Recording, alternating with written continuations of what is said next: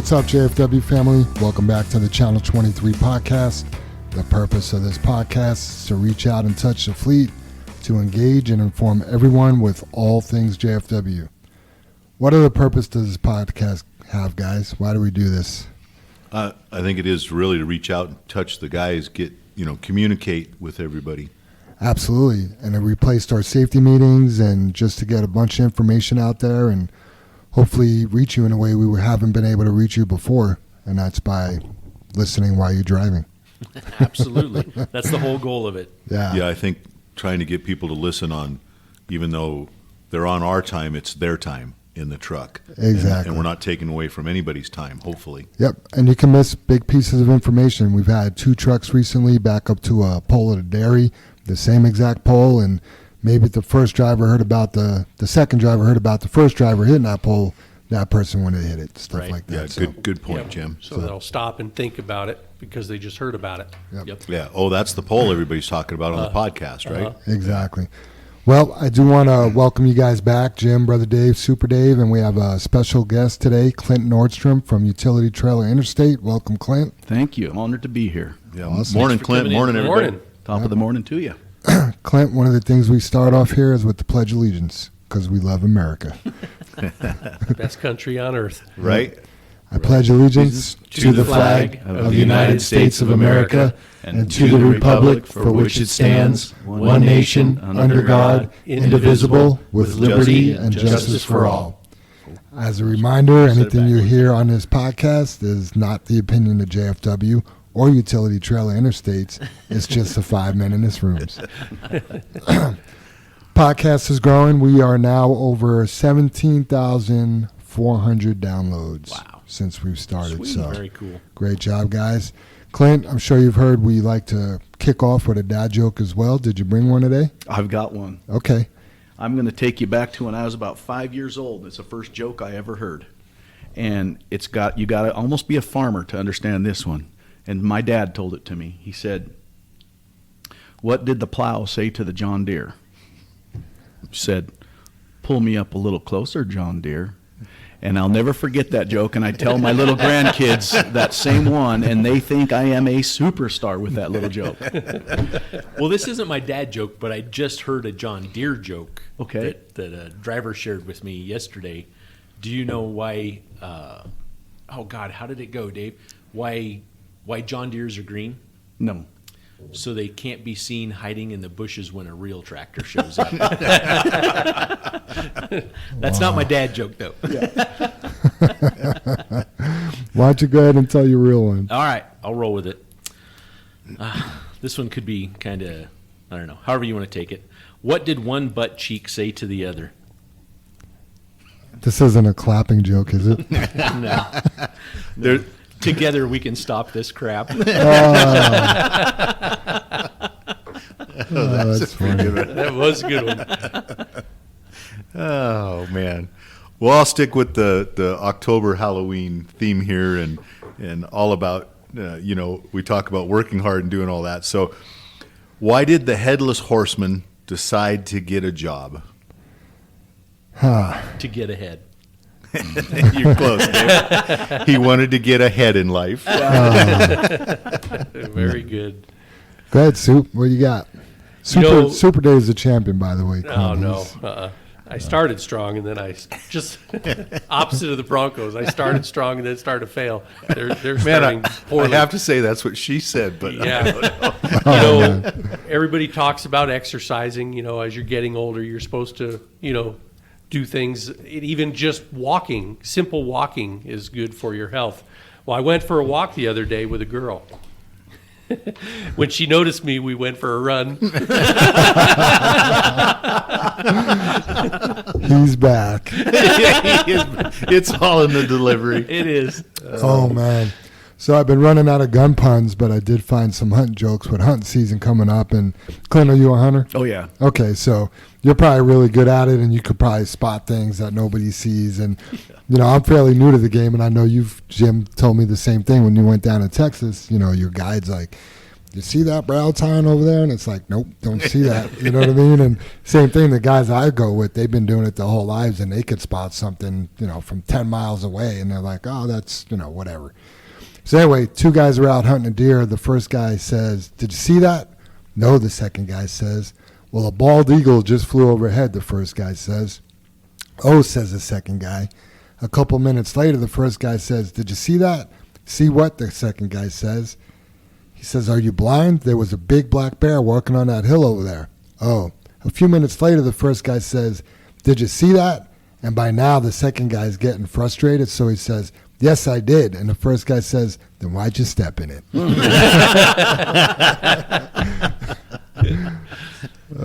Too much fun. Yeah, good stuff, huh? Yep. We got a couple new guys in the wash bay, Joseph Martinez and Eric Bustillos. They started this week. And then new drivers, we got Luis Rivera and Dustin Courier. So welcome to the team, everybody. Nice. Yeah, Welcome welcome aboard. guys. Yeah, welcome you guys. Yep. Celebrations for anniversaries, we got Gilbert Benny. He hit 2 years on the 20th. That's actually tomorrow. And Herb Turner is also hitting 1 year tomorrow. So happy anniversary to you two. Congratulations, you guys. Goes quick. Seems like Gilbert just got here. And Herb, time's flying by with you as well. Man, Gilbert's turning into a star trainer now. Yeah, he is. Yeah. Did you see his truck lately?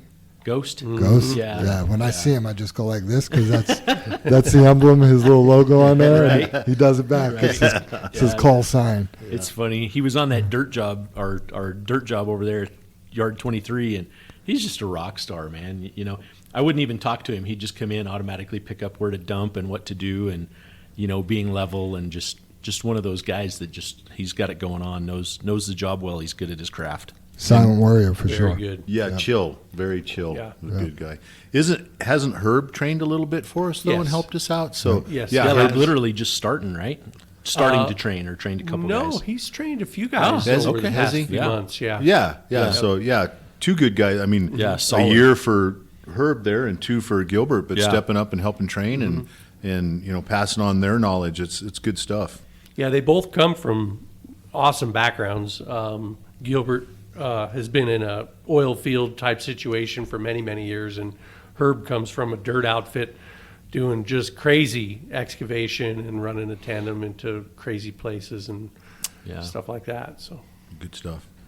Yeah, Herb's been doing really great. I don't think we've had a single incident with Herb since he's been here. Yeah. I mean, he's truly a silent warrior. Right. So great job, Herb. Great job, Bill Gilbert. Birthdays on 17th, we had Vince Meekins. Yesterday was Ryan Emmerling's birthday, and then today is George Potgeider's birthday. Today's also tomorrow's Miguel Dedios. Then 10/21 we got Shane Fredrickson, and 10/22 Robert Shaw. So lots of birthdays. Man, lots of birthdays. Right? We didn't have any birthdays last week, wasn't it? And then We had no anniversaries, and I think one birthday last week. So Does that fall in line with February for Valentine's Day? I think those are Valentine's Day babies. something. I don't know. I was just thinking about that because Allie's birthday is the 26th of October here. So Okay. yeah, I was like, oh yeah. Those are some Valentine's Day babies right there. I remember that. I had a dad joke about September babies, but I couldn't go. It's not politically correct. You want to tell everyone It's not about the? PC. You want to tell everyone about the Roosters? No. I told that one at home last night.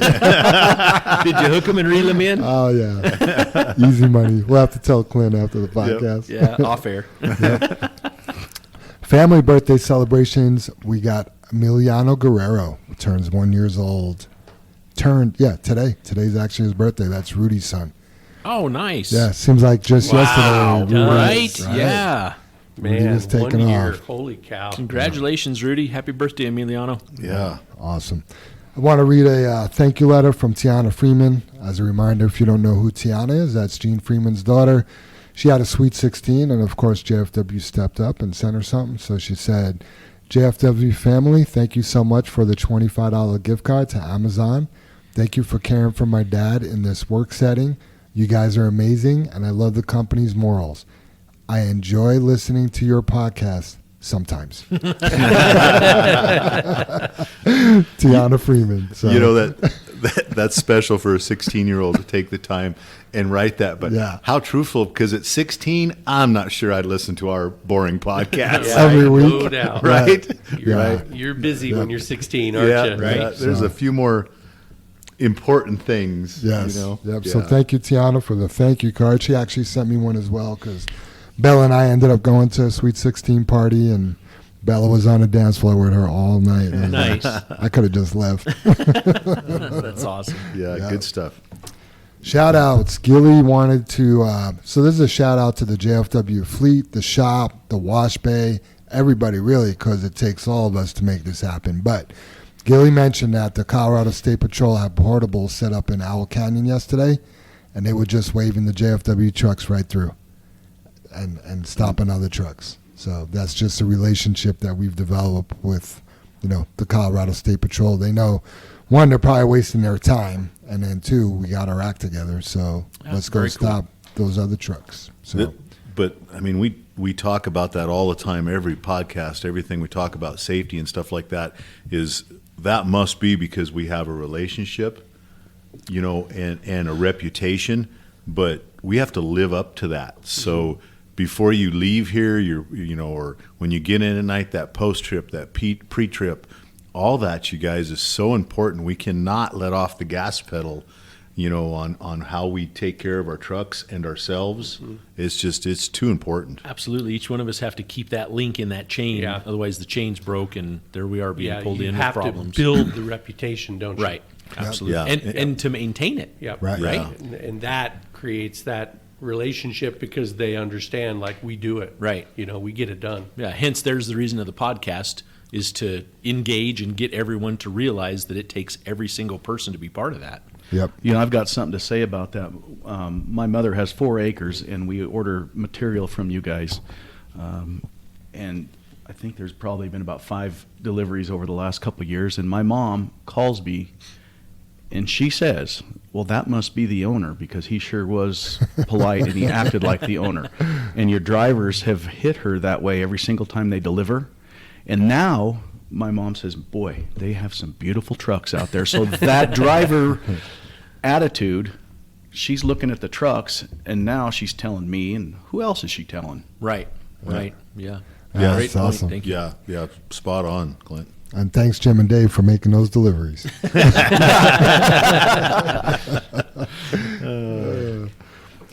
All right, let's get into the discussion.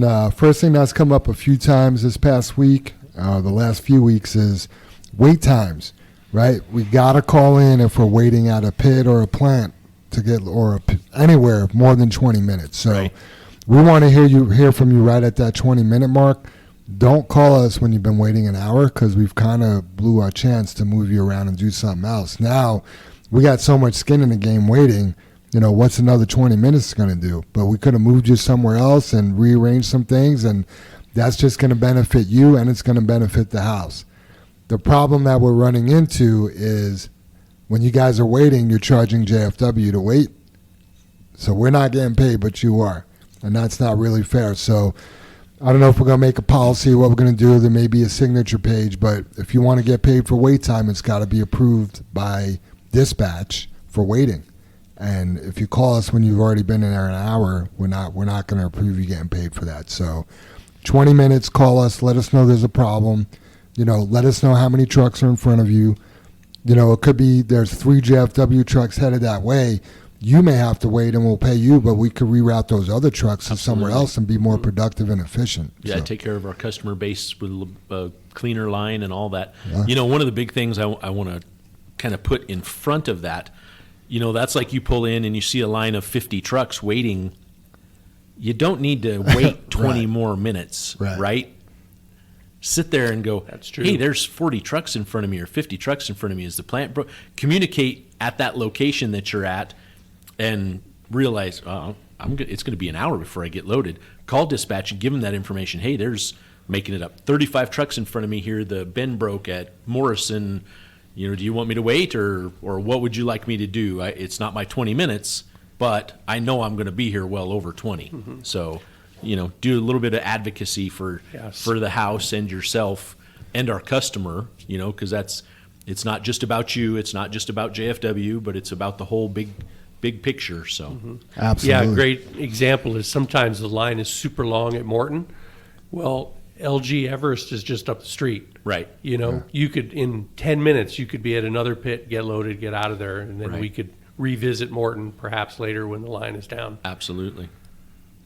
Yeah, good points. Also, if you're waiting 20 minutes and you're the next truck in line, you don't really need a call either. I mean, we won't be mad at you for doing that, but Yeah. you've waited 20 minutes, but you're getting loaded next. You're gonna be Right. just fine, and the house is gonna be fine as well. Yeah, and that again, that could be back to that first round. Your next load back there, you may wait 2 minutes or drive in and get loaded. So Right. then there's your combination of, okay, so I only waited 10 minutes my first load, and I waited 10 minutes my second load in the combination, but I'm going and it's worked out. Yep. We're after, like you mentioned, Jim, the bends broke down. Right. There's a problem. I got to the salt guys in there over here at ARS, and the cars aren't pulled up. Right. It looks like I'm going to be here a while. Can I go take a load to 12? Right. Just like you guys are mentioning, it's the situation, and communicate with us. And it happens anywhere, but we did just bring up ARS. That's one of the trouble areas right now, and then also Morrison. I mean, that happens there quite often as well. Sometimes we can't pull you off. Like the other day, they needed those rail cars unloaded, right? Okay, well, we're going to want to charge a customer for that, but we got to put some things in play to make that happen. Right. Before we just say, yeah, we're going to pay you for 2 hours, and we'll get paid for those 2 hours. Right. So. Awesome. Yeah, so true. Let's talk about the Heidi Ganal stickers. We've gotten a little bit of feedback on those. Do we have stickers? I haven't noticed. Yeah, well, I have. Well, we'll start with you, Clint. When you see those stickers, what do you think? When the first time you probably saw one and didn't know we were The doing first that. thing I think, man, those guys are involved over there. That's really what I think. That's pretty initially. accurate. Yeah. That's pretty accurate. Yeah. Yeah. Yep. We've had a few drivers concerned. I think we made a mention on the last podcast, but I think that's kind of simmered down a little bit. Just because there's a sticker on the truck that you drive for your company doesn't mean that you're a supporter or you're involved, right? And nobody's going to recognize that was Jan Backus in that truck over there. You Right. know, he's voting for Heidi. Nobody Right. knows who I am. So that simmered down. We have gotten some feedback from the public. We've had a couple reviews that didn't appreciate our political stance, and they're not going to do business with us anymore, but they weren't our customers. Yeah. Clearly just a single person upset and Yeah. didn't like that and Yeah. called and was like, I'm not going to do business with your company anymore on the Google review. And they probably don't even know what we do. Right. Yeah. Yeah. I mean, you couldn't do business with us if you wanted to. You got no place to put material. Right. So Yeah. it's fine. Yeah. But I did. When I saw that, I looked those people up because you could see what other reviews they've left, and I thought surely they're just every single review is going to be a bad review because Yeah. typically when you see complaint reviews, I like to go check that out. Like, is this person just a complainer? Sure. Or- It's a trend, right? Yeah. They usually have a That's what trend. they do. I was surprised that wasn't the case. Very good. They were just so upset about those stickers they had Right. to leave a bad review. Yeah. Yep, so I got to throw this out there, Jim. So at 11:50 last night, I got an application from a dude applying for a mechanic's position. 77-year-old dude. He didn't completely fill out the app, but he was a mechanic for his whole career. But under job description, it said, "Great job with your stickers. Really appreciate you. Nice. Wanting to take back Colorado or whatever." right. But- And getting to that point, and that's great. That's pretty cool. He took the time to figure out a way to get a hold of us. Right. The positive reviews that we have coming on the phone. People are calling up saying, "Hey, we really appreciate what you're doing." Other companies have called interested in getting their Absolutely. own stickers. Yeah. Oh, So I yeah. think that's pretty cool. So, yep. You might interject here. Of course. Along that lines, we have the utility mud flaps, and you can imagine how many thousands of mud flaps we have out there over the Oh, yeah. years, and our phone numbers on there. We probably get 2 phone calls a day, and you can hear the person that answers our phone starting to explain to him, no, that's not our trailer. He did not run you off the road. Right. And they do not give up. Yes, Right. he did. And that's our advertising. Well, that's Right. your trailer. Well, it's, Those are our mud flaps. and they're so heated, they can't reason. No, Right. no. And we talk about that a lot, Clint, that, we one of the examples we use that always sticks in my mind is we talk about throwing a cigarette butt out the window. And one of the things we came up with is me and Dave had a guy in front of us with a Marine license plate, but he threw the cigarette out the window. And so you look and you're thinking, okay, so you're thinking that's a Marine, there's a Marine license plates, but we all know our resolve that we feel for a Marine or any service member, but there they are throwing that cigarette out. So then you think all Marines throw their cigarettes out the window. But that's not true. It's the same thing as the mud flap. Right. But you're representing that group, and that's where we talk about our drivers. You mentioned that with your mom, and Jam joked about thanks Dave and Jim for going out and making those deliveries.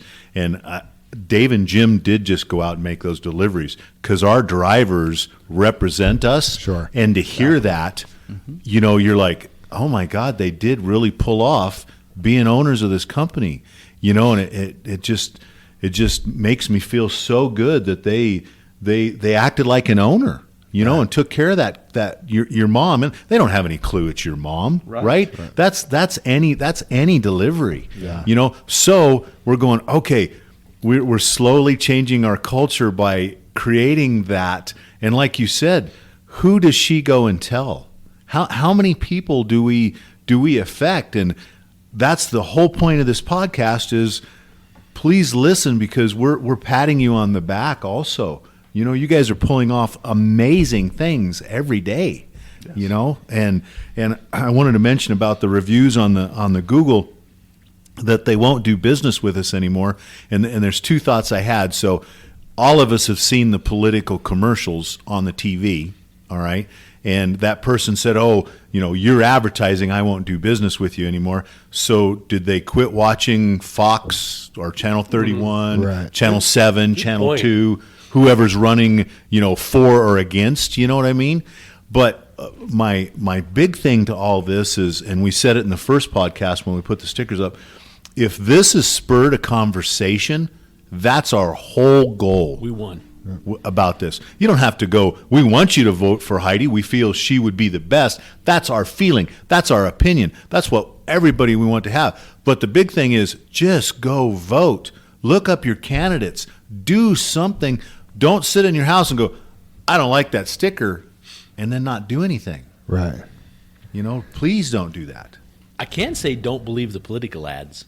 Yeah, Right. they're Boy, talk about lies and propaganda on both sides. Yeah. You know what I mean? Because you can take any statement and do a soundbite off of it, and if they don't complete the sentence, I mean, the commercials that I've seen for, both Joe O'Day and Heidi Ganahl are just, they're preposterous. They are absolutely 100% false. I mean, we've been at their fundraisers. Heidi Ganahl came and spoke at IPOC, so did Joe O'Day, and yeah, I mean, those commercials are just flat lies. But again, on both sides. Because that's not the whole story, Dave. And Right. that one saying is, if you don't get the whole truth, it is still a lie. Right. Because it's just that little section. Yeah. What did Paul Harvey say back in the day? Remember Paul Harvey? Yeah. Absolutely. Yeah. Listen to him every day driving. Yeah, He was our podcast because podcasts didn't exist. Right. Yeah, he was pioneer, wasn't he? Yeah. And the phrase is, we can all say it together. And now, the rest of the story. That was pretty good for not rehearsed, right? I loved Paul Harvey. Yeah, he was good. Awesome. I tell you, his son does those shows now. He sounds exactly like him. Really? I didn't know that, I Dave. didn't either. Yeah. Huh. Gonna have to get a radio in the well. I mean, I guess we could just you listen. On the almost computer can't now. tell the two apart when you're listening. Yeah. I had no idea. Huh. So I will cap. I mean, I don't know if we're through discussing on the Heidi Ganahl stickers, but only because we're so close with their camp. But we will be installing 50 Joe O'Day stickers on 50 more trailers. Why not 96? It was kind of a number that needed to be doable, Jam. And I guess I feel like our shop is so inundated, You know, Right. they've completed all the Heidi Ganahl stickers. You know, we're down to less than 30 days to vote, and I'm like, what's a manageable number? We got to get something on. So, and I was trying to help Joe O'Day's camp as far as, oh yeah, give me 100 stickers, and geez, we only get 50 on. That's not fair. So you're saying 50 of them on one trailer and make a full wrap? There you go. There you go. Yeah. So we'll probably just be putting those on the driver's side of 50 trailers. So yeah. Cool. I'll finish up with I got my ballot in the mail yesterday. Nice. Yeah, I opened it up. I didn't fill it out yet, but I'm on my way. Nice. Well, IPOC has sent out a voter's guide for Adams County. So You are my voter's guide. It seems a little bit more straightforward. It's not the confusing issues. right. It's Yes. just, who do you want? I want this person. Yeah. Yeah. Yeah. So. There are some interesting issues though, as far as the I'll just call it the liquor issues. That need to dive into that and be sure I'm understanding those commercials correct, because it does seem huge for small business versus some of the big chains. I don't know what. Just need to dive into the details. Right of on the that. delivery, I thought the same thing. I need to look at that because you're only getting half the truth on that commercial. Yeah. So I want to know all the truth. Who does it affect? Right. Yeah. All right, moving on. We got a note about waving at other drivers. Who brought that up? I brought that up. Let's talk about it. Yeah, I mean, back in the day, that was our brotherhood. You know what I mean? You waved at everyone as far as other drivers, and it was just a courtesy, and it didn't have to be one of the, I'm on a float in a parade wave, like, it was just kind of the easy, index finger up, go past type deal, just acknowledgement maybe. Maybe, not the full-on wave, but just acknowledgement, the head nod as you went by, which, we didn't have the tinted windows way back. We did later, which makes it hard to see, but there is a standard trucker wave when you pass, two trucks passing. Have you ever noticed that? It's the hand comes up and gives a little shake. Yeah. And then they just hold it there. yeah. Almost like a little karate chop. A little bit, yeah. Yep.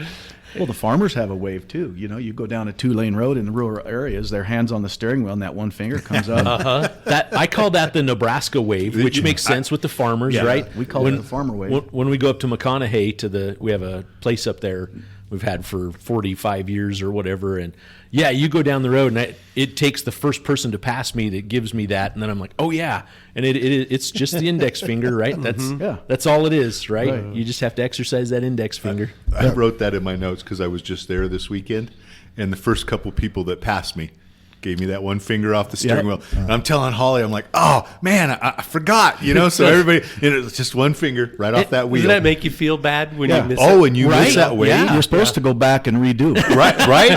It makes you feel like that, Clint. Yeah, absolutely. When I also seen this though, because the Jeep wave, there's the Jeep wave. I was going to bring that up. Yeah. Right? Oh, what's the Jeep wave? Anybody in a Jeep waves to each other, Dave. Oh. I mean, there's very few people that don't, and I know Jam. Thought it might be with one finger, not the index finger. Yeah, it's a Jeep thing you wouldn't understand. When he first got the Jeep, I think you asked me how come everybody's waving, right? Sometimes you're just not in the mood. Like, I don't know you. Like, cool. You have a Jeep. Awesome. So does 5 million other people. Yeah. It almost But goes with a cracked windshield on your Jeep. I'll bet you have a cracked windshield.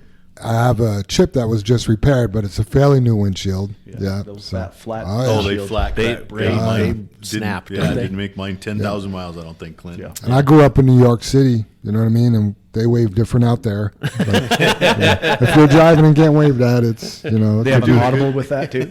yeah, it could be who knows what. But yeah, I mean, as far as waving at other drivers, it's just, I feel obligated in the truck. Yeah. Especially if it's another JFW truck. And it's just funny, and it's not just our company, but it bothers me when it's another JFW truck if you're driving and you wave and that driver's just, Right. Yeah, but just maybe- stern-faced. Yeah. Maybe he's not in the mood, Right. or she. Yeah. So Yeah, but it's, we just talked about the Nebraska thing. It makes me feel bad when I miss the wave, but I love going there and waving. It's a cultural thing. It's Right. a rural thing. It's the Joining small, in. joining in the small community and that's what we're talking about is, we have 100 trucks, but we're still a small community.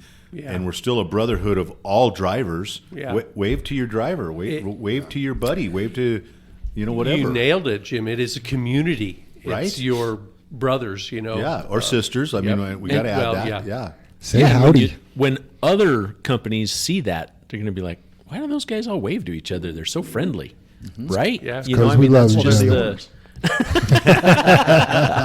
Yeah, because I've met a few Nebraska farmers, and they're not that friendly, right? They're kind of grouchy sometimes, but they still wave. Yeah. They're still waving.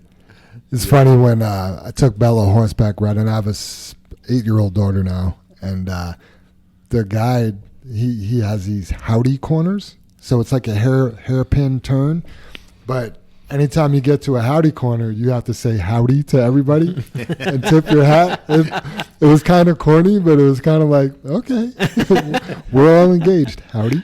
Yep. Howdy. I like it. So, did you get a picture with a hat, Jim? I mean, I had a ball cap on. Oh, probably, I gotcha. Probably All right. Tech or I'm something like I'm that. kind of picturing the cowboy hat on you. No. I'm struggling with a visual. I have one cowboy hat. It's made out of straw. I got it in Mexico, and it's like completely smashed from partying. I went to throw it out the other day, and my wife's like, "You better not throw that out." I'm Yeah, that's funny. That reminds me of a hat Jose had on one day, and it was all smashed. It was made out of straw. And I said, "Nice hat, bud." And he said, "Yeah, my wife wants me to throw it out."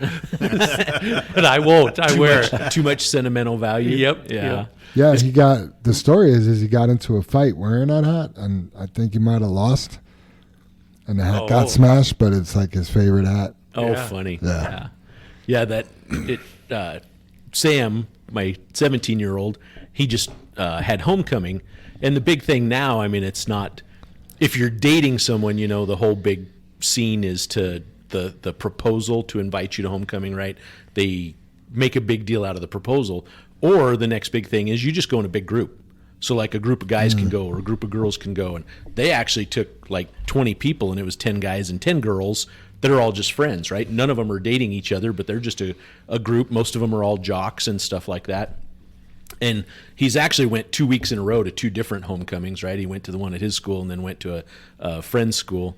But the first week he went, I'm like, do you need like a jacket or a tie? Or he's like, "Oh no, Dad, I'm cowboy pimping." And I'm like, "What?" And he actually wears my cowboy hat that I got married in 28 years ago. And I'm like, "Oh my God, that actually fits you and looks pretty good." And then he just puts on his boots and jeans, and he's got a black shirt. He's actually got a 511 shirt. It's not a JFW shirt, but a 511 shirt. And that's how he went to homecoming. And I'm like, is anybody else wearing a hat? Week 1, no one wore a hat. Week 2, 7 more dudes showed up with hats on, and 7 dudes were cowboy pimping week 2. So. Cowboy pimping. Jim, when you were telling about the guy got beat up and his hat's smashed, he did not do the farmer wave. They Exactly it. They tracked him down. Right? That's hilarious. Yeah. BD, where's the clean out area for the blue salt yard at yard 23? Yeah, great question, Jam. I'm glad you wrote that on there and asked. It is all over. Well, that's the problem. That's the problem, yes. We have little Smurf piles of salt in like a dozen different locations in that yard. Number 1 location would be where we dump. That would be ideal if we can pull that off. But generally, when we're dumping in there, You got to get out of the way. yeah, you got to get out of the way. Now, the good news is because the rail yard to yard 23 is relatively close, we usually only have 2 or 3 trucks on it, maybe 4 tops. Otherwise, there's too many trucks hauling it, right? Because they'd get stacked up. So, again, my first point is clean out in the bin. Maybe you can scoot to a side, clean out, or just clean out at the end of the bin so Pat can just push the little pile in, or Kendrick or whatnot. Next one is as you come out of the bin and you're driving west on the little asphalt road we put in, you'll see where we have a set of scales that we've taken out of the ground and are stacked on top of each other on your right or on the north side between you and the creek. And there's a little concrete pad there. So if you want to clean out not in the bin, please pull off of that road and you can back into the little concrete pad. It even has a little concrete berm on it or whatnot. and you can just sweep out right there. 2 or 3 trucks can back in there next to each other, pop the gate, and you can clean out right there on the concrete pad. But let's try and unify and get this down to one location so we don't have salt all over the yard. It's not a good look, you know. And I know at this point we didn't have that before, so we've cleaned off that little concrete pad. Or just be sure to put it in the bin. I'm pretty sure Pat would let you take 5 or 10 minutes, scoot to one side of the bin or the other, and I'm sure you can just clean out right there. Otherwise, move down to that concrete pad. Awesome. Yeah, I got to throw this in there too, you guys. We do it a lot at CDOT locations when you only have one truck dumping at a time. Sometimes in the winter when you have more material frozen in the nose, it's common courtesy just to pull away off to the side, clean out, push it all to the back of the trailer, and then when you have room, when somebody's dumped and moved, back into the pile Right. and dump it right out there in front Absolutely. of the Yeah. pile. Yep. Yeah, Run back there with the trailer in the air, gloves on, and give it a quick brush, and you're good to go. Sweep it off. Yeah. Yeah, maybe we need to put up a sign, Dave, some cones and stuff, and put that in there. On the And- concrete pad that I'm Right, talking about? right? Yeah. Exactly. So it's easy for everybody to find. And Yeah. I was sitting here and I was like, oh, am I going to play devil's advocate? Because I drove in the yard with you, and like you said, the little blue piles, and you're kind of like, what the F? Why are there piles all over the place? It looks so terrible. But then on the other hand, we cleaned out. Right? We didn't Right. haul the salt in a sand load. true. We didn't haul it in a rock load. We didn't put it in an asphalt Yeah. load. We didn't do anything else. We cleaned out. Yeah. They did their job. The trucks, trailers clean. You're like, oh my gosh, thank goodness for that. We're doing that. Let's just take it another step and put it where it belongs so we can clean it up, right? Yep. But we drove through that gate 5,000 times. We only hit it once. So but there's a way to be better. You think the guys are doing that on purpose so we can spread it out and the snow will melt when it falls? Right? No. I'm sure we'll see where the snow's melted, though. Right? Dave? Yeah. It won't stick in that spot. So yeah. Yeah, if you haven't been to Yard 23 in a while, you should go over there because it's badass. It's changing on a daily basis, Oh, isn't it, man. Jim? Yeah, Yeah, looks- I mean, from looks good. I was probably the last time I was there was probably 3 Saturdays ago, 4 Saturdays ago, and Yeah, probably when we brought dirt in that one Saturday, yeah, right, Jim? Yeah, back to back. We did Yeah. 2 weekends, Yeah. and then it's the last time, and just the amount of more dirt that's been brought in and leveled off and Right. compacted, and then the telephone pole area is all cleaned up, and yeah, it's looking good. And Yeah. shout out to everybody who's been over there working on that, Yeah, busting ass. they're killing it. I was just going to say that too, Jen. Glad you mentioned the shout out.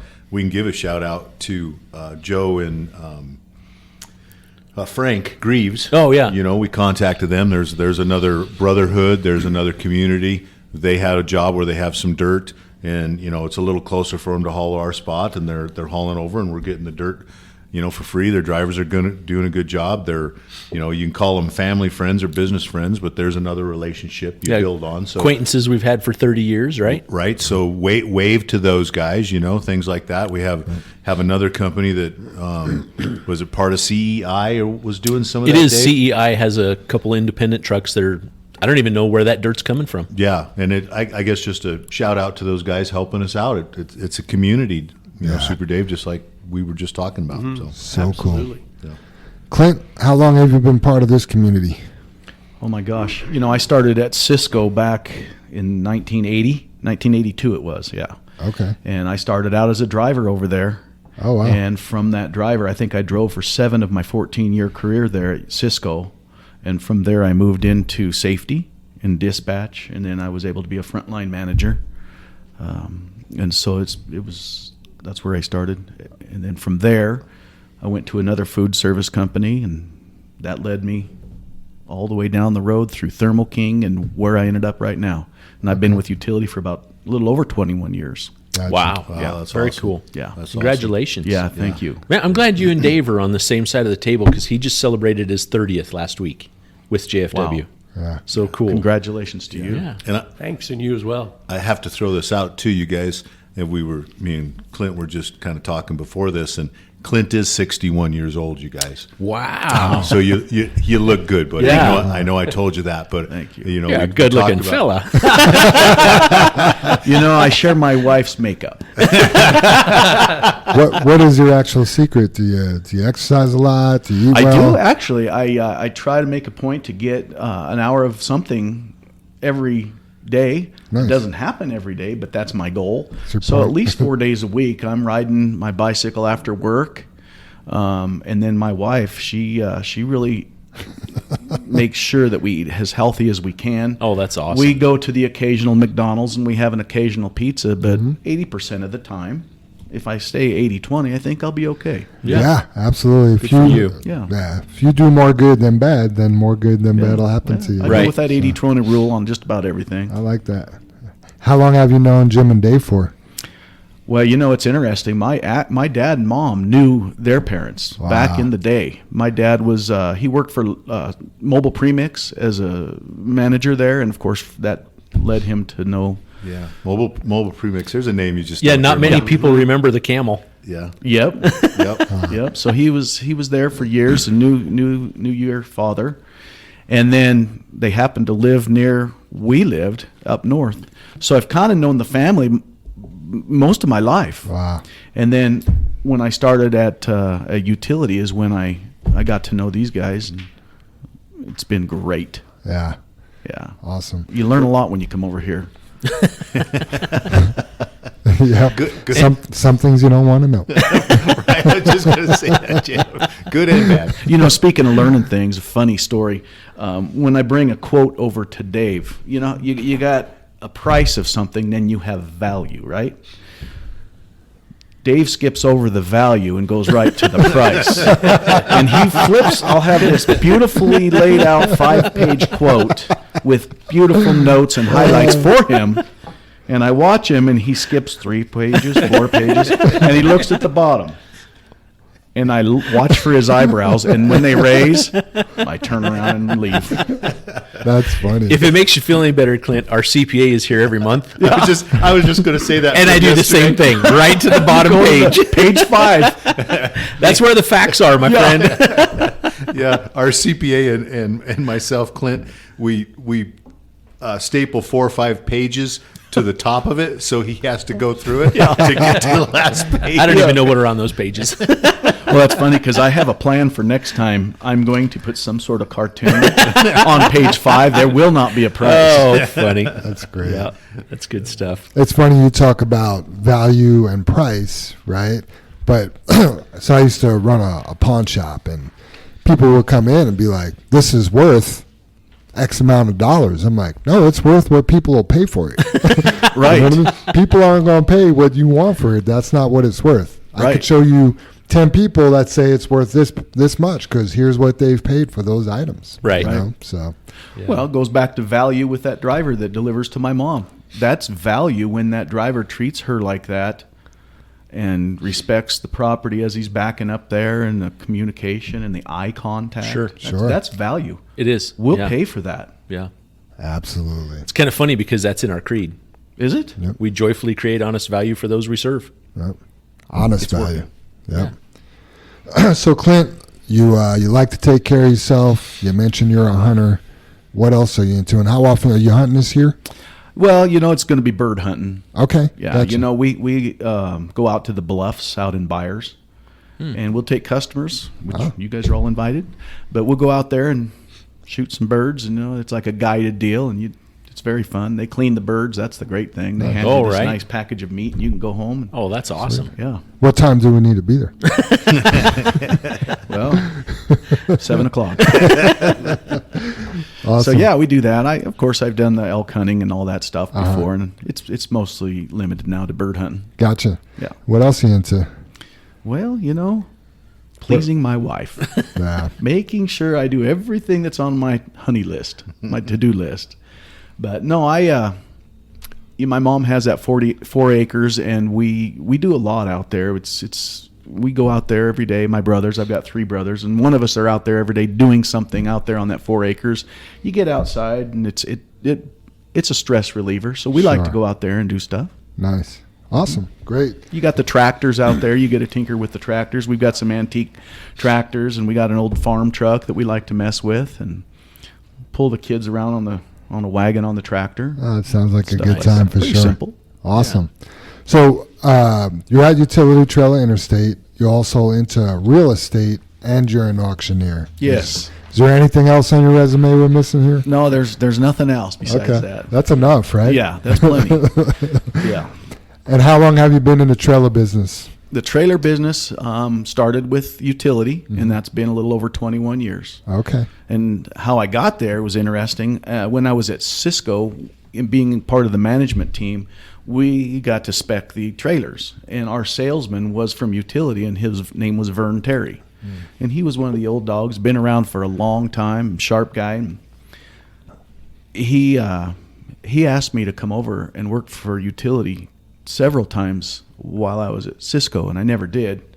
One thing led to another, and I got an opportunity over at Thermo King, so I sold the reefer units. And still, Vern wanted me to come over.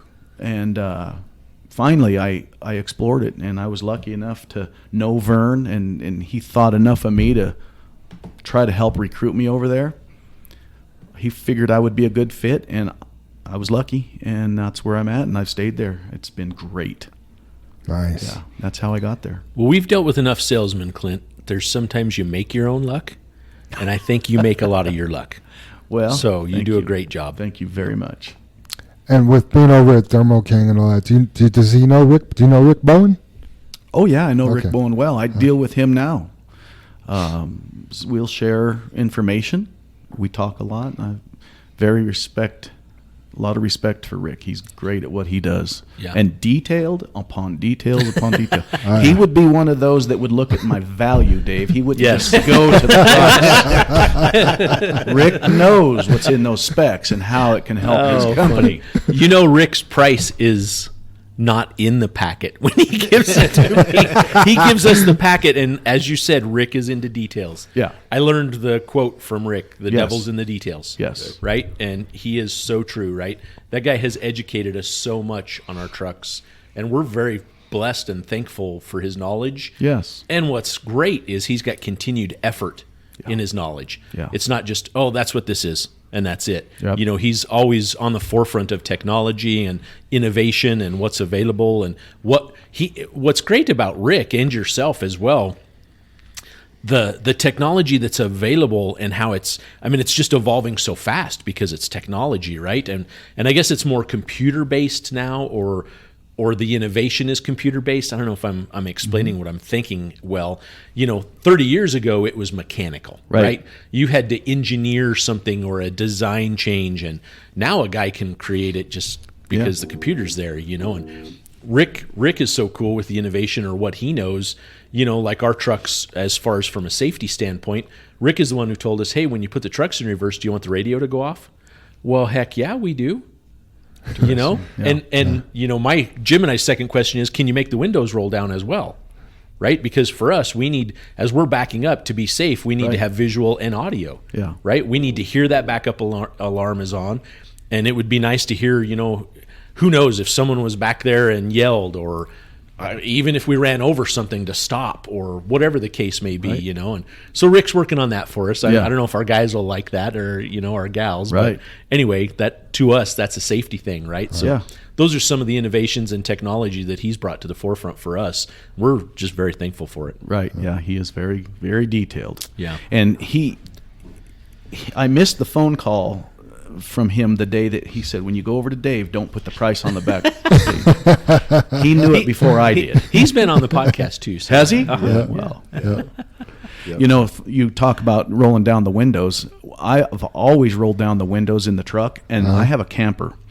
And anytime I get into a situation like a parking lot or I'm backing in, I roll down both of the windows in my pickup. And my wife's, well, I'm freezing. Why are you doing that?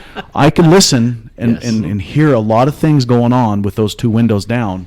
And I've carried that from my driving career all the way to my camper and my pickup. Right. Now my wife is trained.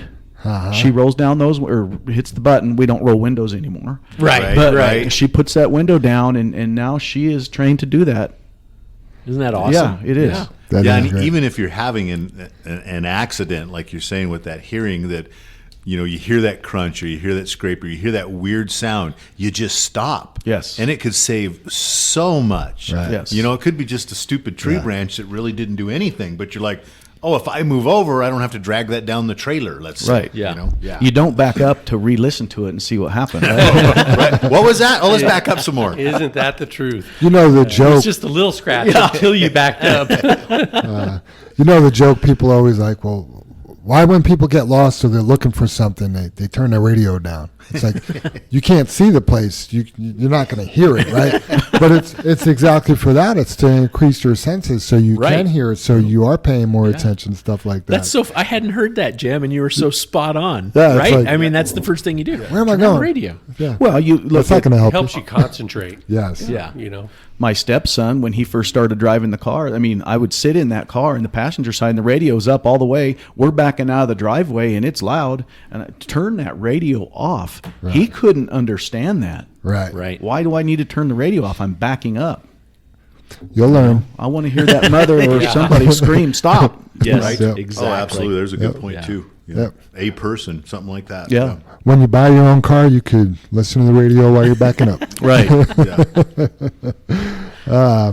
So doing a little research, I saw there's Utility Trailer Interstate and then Utility Trailer Manufacturing. Right. I'm assuming that the interstates are just Well, how does that work? What's So the our relationship? company is UTI, which is Utility Trailer Interstate, which is we are a dealership. Right. We have 2 dealerships, and throughout the United States, there's a lot of family-owned dealerships that might own 1 to, and sometimes more than 5 dealers for each state. You know, Texas has more than 1. These large states have 2 or 3 or 4 Gotcha. dealerships. Got it. Utility manufacturing has plants that produce the trailers, flatbeds, step decks, reefers, dry vans. And then so they limit themselves, the factory, to their brand or their style of trailers. The dealerships can carry what utility offers. We have a right to carry their products. But each dealership can expand and sell what they want. They can sell Got it. tractors, they can sell trucks, they can sell interesting. anything. So Okay. Not just trailers. they can continue to build upon that as long as they're an active utility family Sure. and Same logo though. same Right. logo. They Yep. have the utility logo and they they're called utility, but because they're a dealership. And it probably started out they diversified. They sold reefers for, when the reefer market might have slowed down, somebody might say, hey, let's get into these end dumps or let's get into the low boys or whatever, or yard hostlers, the yard dogs, the spotter trucks. Right. Right. Almost all the dealerships in that utility family carry those Oh, because wow. that's That a way makes to sense. move their trailer to the dock door. Right. And so Ottawa Kalmar is another one that we carry. That's that spotter truck. So you can see that everything relates, and so we just add these full lines. Clint, you mentioned I'd never heard the term spotter truck. I totally understand it. I've always just called them a yard hostler, right? Is Ottawa producing any electric yard Yeah. hostlers? Yeah. Or spotter trucks? Before COVID, they were hot and heavy in the electric, as with a lot of people were experimenting with that, and then they shut it off because you couldn't get the components. Where would you get the components? So they shut it off, and now they're opening that lane up now to start the electric trucks again. And your McDonald's, they try to get their distribution people to have the electric trucks and do everything they can do for the environment. So there's a big push for electric now. Right. Yeah, Clint, have you heard of Outrider? I have not heard about Ryder. They're I think they're in Golden, but they manufacture robotic yard hostlers. Yeah, so it's a complete Robotic yard yeah. So hostlers. it's a hostler with no driver. Oh, It interesting. doesn't even have a cab, does it? Does it look like a? I think there is a cab you can get in there Okay. in case it breaks down or somebody actually needs to operate it. But yeah, there's no operator. It looks like they may be able to even be operated outside of it, like in the building. Oh, wow, like remote. Yeah, but they target Amazon Prime, let's say, and I'm assuming there's got to be lasers and things and Yeah, all right. this stuff to guide it. But yeah, they've just eliminated the man or woman Wow. from operating that. You know, out Yeah. at Vestas, speaking of electric technology, in the pavement, inset into the pavement, they can roll a trailer to a location, and if they follow the certain track, there's a sensor in the pavement that maybe lifts the trailer up a little bit or tilts the deck a little bit or turns the tires, and the driver doesn't have to do anything. Oh wow. Yeah. That's very cool. Yeah. Huh. See what great technology. Yeah. You know, as far as the electric truck thing goes, I mean, we've investigated into it, and it's still not feasible for our industry, Clint. But I know for the yard hostlers or the spotter trucks, to me, it seems like a win-win because you have that electricity always available to you. You know, and I don't think it. My assumption, because I don't know, and I'm sure you probably do, that it could work all day. Like it could make a 10-hour shift or an 8-hour shift or whatnot is my assumption. Where here in what we do, it can't. It's not capable of that yet. No, as long as you're at the yard where you can, you know, the infrastructure to handle that electric truck is another huge expense. You know, you're Right. looking at you're not just going to plug it in like your wife plugs in your vacuum cleaner. Right. Yeah. So that goes with it. Right. Wonder if it has the same to do with electric cars. Think we need some good infrastructure for that. Did you hear where electric cars in California, people are buying Generators? generators to haul in their, I guess would be their trunk, Right. with gasoline in the generator. And when they can't make it to a charging station, they can fire up their gas engine and charge their Makes electric no car. sense. Yeah. See, that's where so much of this doesn't make sense. I mean, like you said with McDonald's, who doesn't want a better environment, right? A Right. better world. Who doesn't want that? But the electric hostler, it makes sense. There's a place to plug it in. Yeah, we're all for it. You know, that's the sensible place. There's not yet that spot for us in a big truck to travel the miles, okay? Right. So let's not force it when it just doesn't work. You know, possibly, again, we've forced enough electric cars that, government wants me to go out and buy an electric car. I went and bought an electric car, but I can't make it to work, so now I went and bought a generator with gasoline, which all of those problems that creates, right, in your trunk.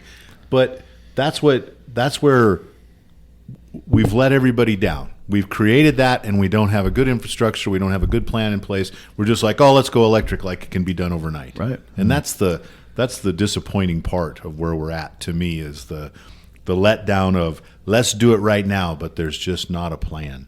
I don't think our current administration has sat down and done the math of to flip that switch to electric vehicles. Have they even looked at how many gas pumps there are in the United States? Right. What does it take to gas a car or a pickup or, you know, fill it full of fuel, whatever the case may be, but your refueling location, I mean, every location has minimum 6 nozzles. Right. I mean, if you have the infrastructure to build a gas station, Right. you're not going to waste any more space and not put in minimum 6 nozzles, Yeah. right? I mean, look at a Maverick. Yeah. I mean, how many, like a new big, Yeah. like super Maverick? It's Yeah, I mean, they're they building have that. like 20. Yeah, they're the building new- that Buc-ee's up the new north, and Buc-ee's. I think it's going to Buc-ee's. have, 50? yeah. Something Right. like that, Dave, yeah. Well, I guarantee you there will be a few electric charging stations up there. But my point is, you can't just flip a switch and make all of those electric charging stations, right? And you can't charge your car in the same amount of time as you can Yes. put That's what I 12 was- gallons or 20 gallons of gas or fuel in, Right. right? You know, I mean, so there's a lot to be said. And I know they are making strides as far as, like now, if you build a house or an outbuilding anywhere, you at least have to have the wiring into your facility, right? Meaning your garage, so you will be able to plug in and charge. But, you know, right now that just goes hand in hand. The debate has been sparked about the new electric meters. You know, I live in Westminster, and, you know, Jam, you already have the new electric meter, and I mean, it's 'cause I'm kind of smart. scary. XL is preparing their infrastructure to do rolling blackouts. Right. Well, that's I mean, the smart Clint, thing. you're a native. Yeah. Is this the same Colorado we grew up in? They've changed it on us. I don't want to knock it or get into that debate, but it doesn't feel as friendly, you know, or I don't know. It's tough, and we sit here and I wind up rolling into this all the time. It seems like every week, but Denver, the city of Denver eliminated natural gas. You cannot have natural gas on any new build, whether it's a new home or a new business in city of Denver, right? They started that January 1st, and you're like, why? Why isn't that more efficient than electricity? Hasn't it always been? But they're saying it's too dirty? Yeah. I'll have to go out and get a gas generator. Right. Yeah. I was going to mention, pretty smart for those people in California to have a generator in their trunk, because when they do have a rolling blackout, they got that covered too. Yeah. Right. It's like multi-purpose. Right. Yeah. But you're still using gas. And you know what? To build those battery cases, aren't they not plastic? Oh, yeah. Okay, so what is the plastic made from? A little bit Fuel. of oil, right? Yeah. Yeah, all the absolutely. petroleum that goes in all that stuff, Yeah. Clint. Yeah, Yeah, we were just talking about the leach fields for lithium. They're so hazardous, the United States doesn't have one. So, not even allowed. yeah. So those leach fields and there must be 40 different steps when you look at those leach fields for the lithium. There's about 40 different colors. It's a liquid process, right? Like they leach gold or whatnot, or silver or precious metals. And it's so hazardous. We don't have one here in the United States. But we're allowing the world elsewhere to be destroyed. So just the U.S. is a cleaner environment. It's tough. Yes. Well, and I read articles about us trying to develop mines to mine lithium, right? So we mine the metal, because lithium is a metal. Then we have to ship it to China Yes. to be refined, and then ship it back here Right? to put into Right. cars. Yeah. It's called letting other people do our dirty work for us. Yeah, it truly is, Jim. I think we're going to talk about it, but that we've connected and doing some work with Cemex, the cement manufacturer up in Lyons, where Brandon gets a lot of their cement from for several of their plants. So we're able to connect and do some hauling for them, some shale, and just in conversation with them, they actually went to the city of Boulder, because they're in Boulder County, or they went to Boulder County, I guess I should say, and said, hey, we're so excited. We have found a way to become 100% green and not use any electricity. We can be electric free from Boulder County. We will use zero electricity. We've done the study. We've done the survey. We have enough land. We'll put in all our own solar panels. Here's what it will look like. And they said, oh, no. That's not what we want Boulder County to look like. That looks terrible. Even though it's green, it's efficient, they're going to use zero electricity, and because it looks bad, they don't want it. But guess what? Boulder County, and I don't know the statistics. I should probably look this up since I'm talking about it, but they want to be green, right? They want wind and solar and everything that's not a fossil fuel, right? Right. So they're using X amount, and this is the number I don't know, X amount of solar energy, but they don't want it in their county. So do you know where they put up their solar fields? Where? Greeley, Colorado. Wow. So all of their solar energy for Boulder County comes from Greeley in Weld County. Do it over there, but yet I Right. feel good over here. Right. That's Right. exactly to Jam's point, right? Do our dirty work somewhere else. I hope Greeley's charging their asses. Well, they literally are. No pun intended. They're charging. They're charging something. There's a dad joke. That's funny. Clint, what kind of improvements in technology are you seeing in the end dump industry in those trailers? It's funny because you think about trailers, like what kind of technology can there be? There's tires, there's brakes, there's axles, and then there's a trailer. Right. I'm sure you know a lot more details about. Yeah, one of the big things that needs to happen, and they're starting to talk about this now, this is going to take years, but the connectivity from the tractor to the trailer. Yeah, we're connected, but we don't communicate. So we want to communicate to the driver through our trailer, not just the air pressure. The tire inflation system is a big deal, but do we know the temperature of that wheel end going down the road? No, we do not. And once that set of wheels comes off, that's a flying cannonball on steroids. So we want to, in the industry, the communication between the trailer and the tractor is going to be important someday. But right now, immediately, closer to what we're doing now is bushings. Bushings wear out, and brass bushing seems to be a longevity bushing. And so they're starting to really think about installing brass bushings into the trailers where there's these pivot points. Oh, interesting. Could be at the bottom of the cylinder, wherever there's a pivot point. Brass is going to outlast that composite bushing or a metal bushing. And partly driving that is we don't get a lot of these pivot points, the grease does not reach that point if we grease them at all. Right. You guys do an outstanding job of greasing these trailers because it's so routine and you put it into your weave of your company. But that's not the case in general. Greasing a trailer is the last thing that's thought about, because Joe has the trailer today and Bob's going to have the trailer tomorrow, and Right. you don't have that one driver saying, hey, it's time to grease my trailer. It's got to be a Right. maintenance program, and you got to be committed to it. So the other thing on top of the brass bushings is going to be the grease stations, where you got one location to shoot the grease and it'll hit all the areas that need to be greased. So immediately, it doesn't sound that exciting, but brass bushings, maybe the grease station, downtime is the big deal. So we want to keep the trailer out of the shop, on the road. Yeah, we run into that a little bit with our Bulker division, the pneumatic tankers, and those guys do a great job, but they're constantly pulling different trailers, so Yeah. who's catching the low PSI, who's catching, Who's cleaning the lids, Jim? who's cleaning the lids, Right, like yeah. the whole Who's nine doing the yards. light check? Who's Yeah. doing all of that? Yeah, so it takes, it's easy to post trip one truck a day, but what if you grab 3 different trailers? Right. Now you're Trailer's the doing it- last thing thought about. Yeah.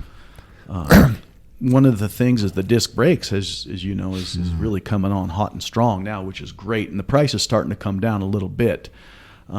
People in our cities are realizing the stopping power of those disc brakes, so that's a great thing. However, if you hear the industry or the drivers, it's great for DOT because they don't know how to inspect my brakes, right? Oh, yeah, they Right. do. So that alone makes that disc brake, the maintenance is a forgotten item on those. So disc brakes are fantastic, but if you don't have a maintenance program, you just cost yourself a lot of money when that rotor needs replaced and all the components down there. And, we're trying to push uptime, but if you don't have the maintenance program to go with it, you have big time downtime. And especially now when you said what? But the parts will come in 3 months? Right. Yeah. So maintenance now, looking at these trailers, has to be more important than ever.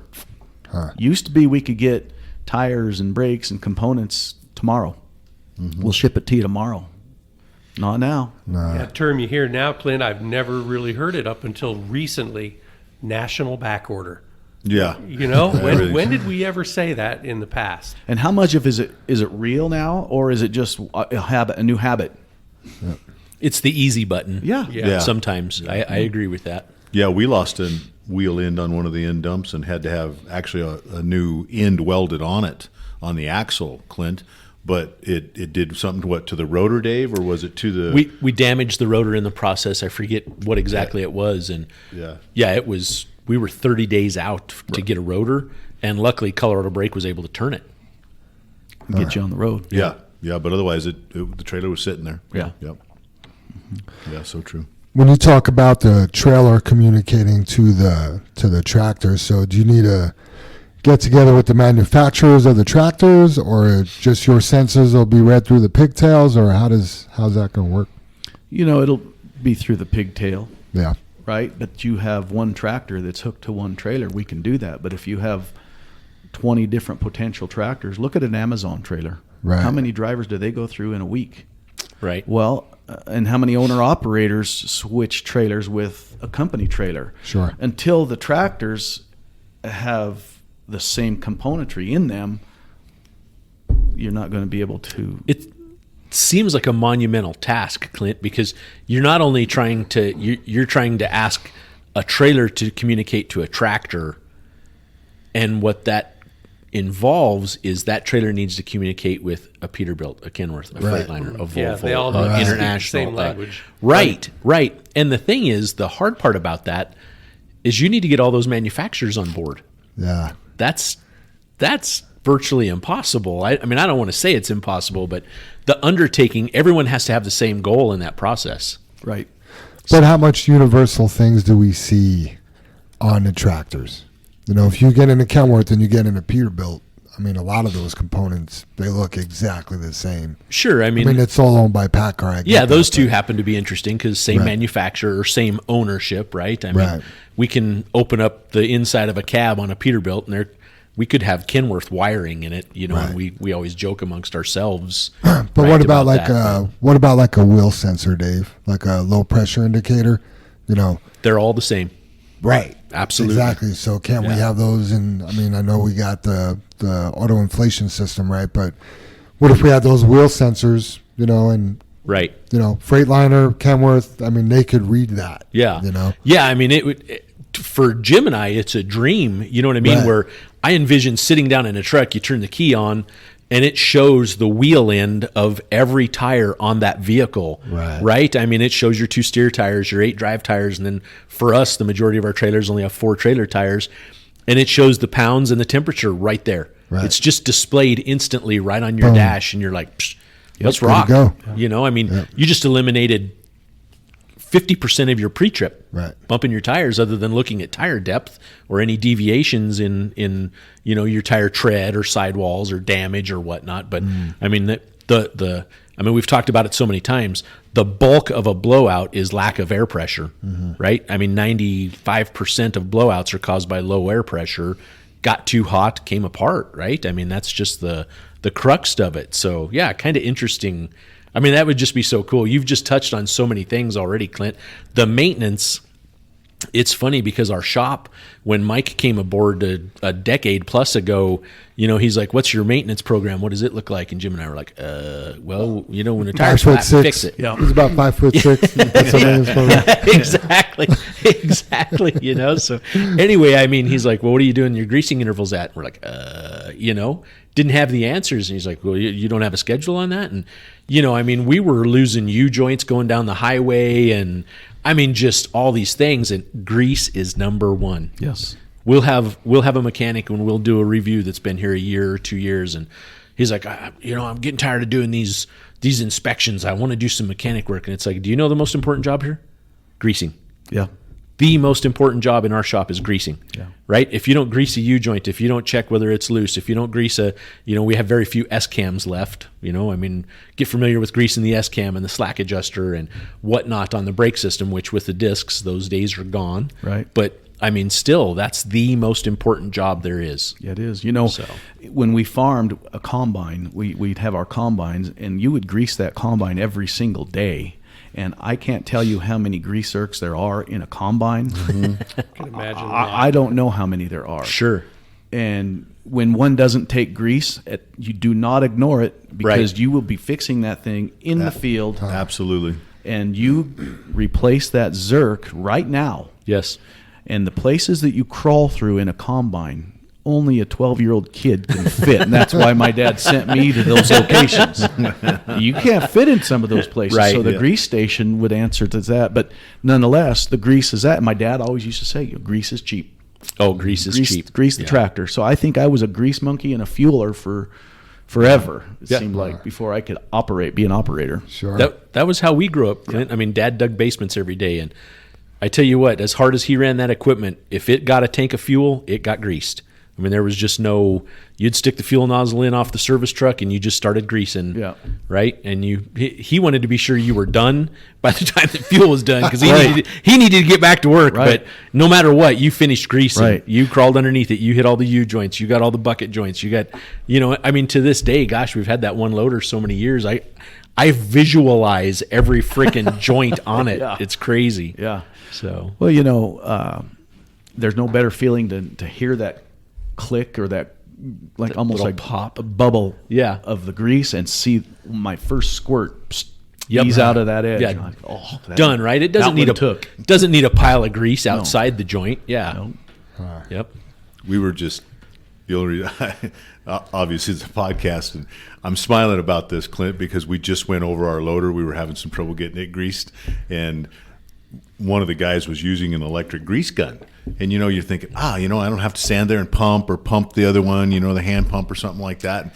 The old electric grease gun is just going clunk, clunk, clunk, clunk. And, the gentleman was like, look, it's greasing. And Dave's like, where's the grease? Right. Where's the sound? Where's it coming out? Where's the pop? What are you hearing? Coming out. And I'm greasing. And the driver that was helping us, he took the grease gun off and squeezed the grease gun, and it go dunk, dunk, dunk, dunk, and grease would come out of the end of it, Clint.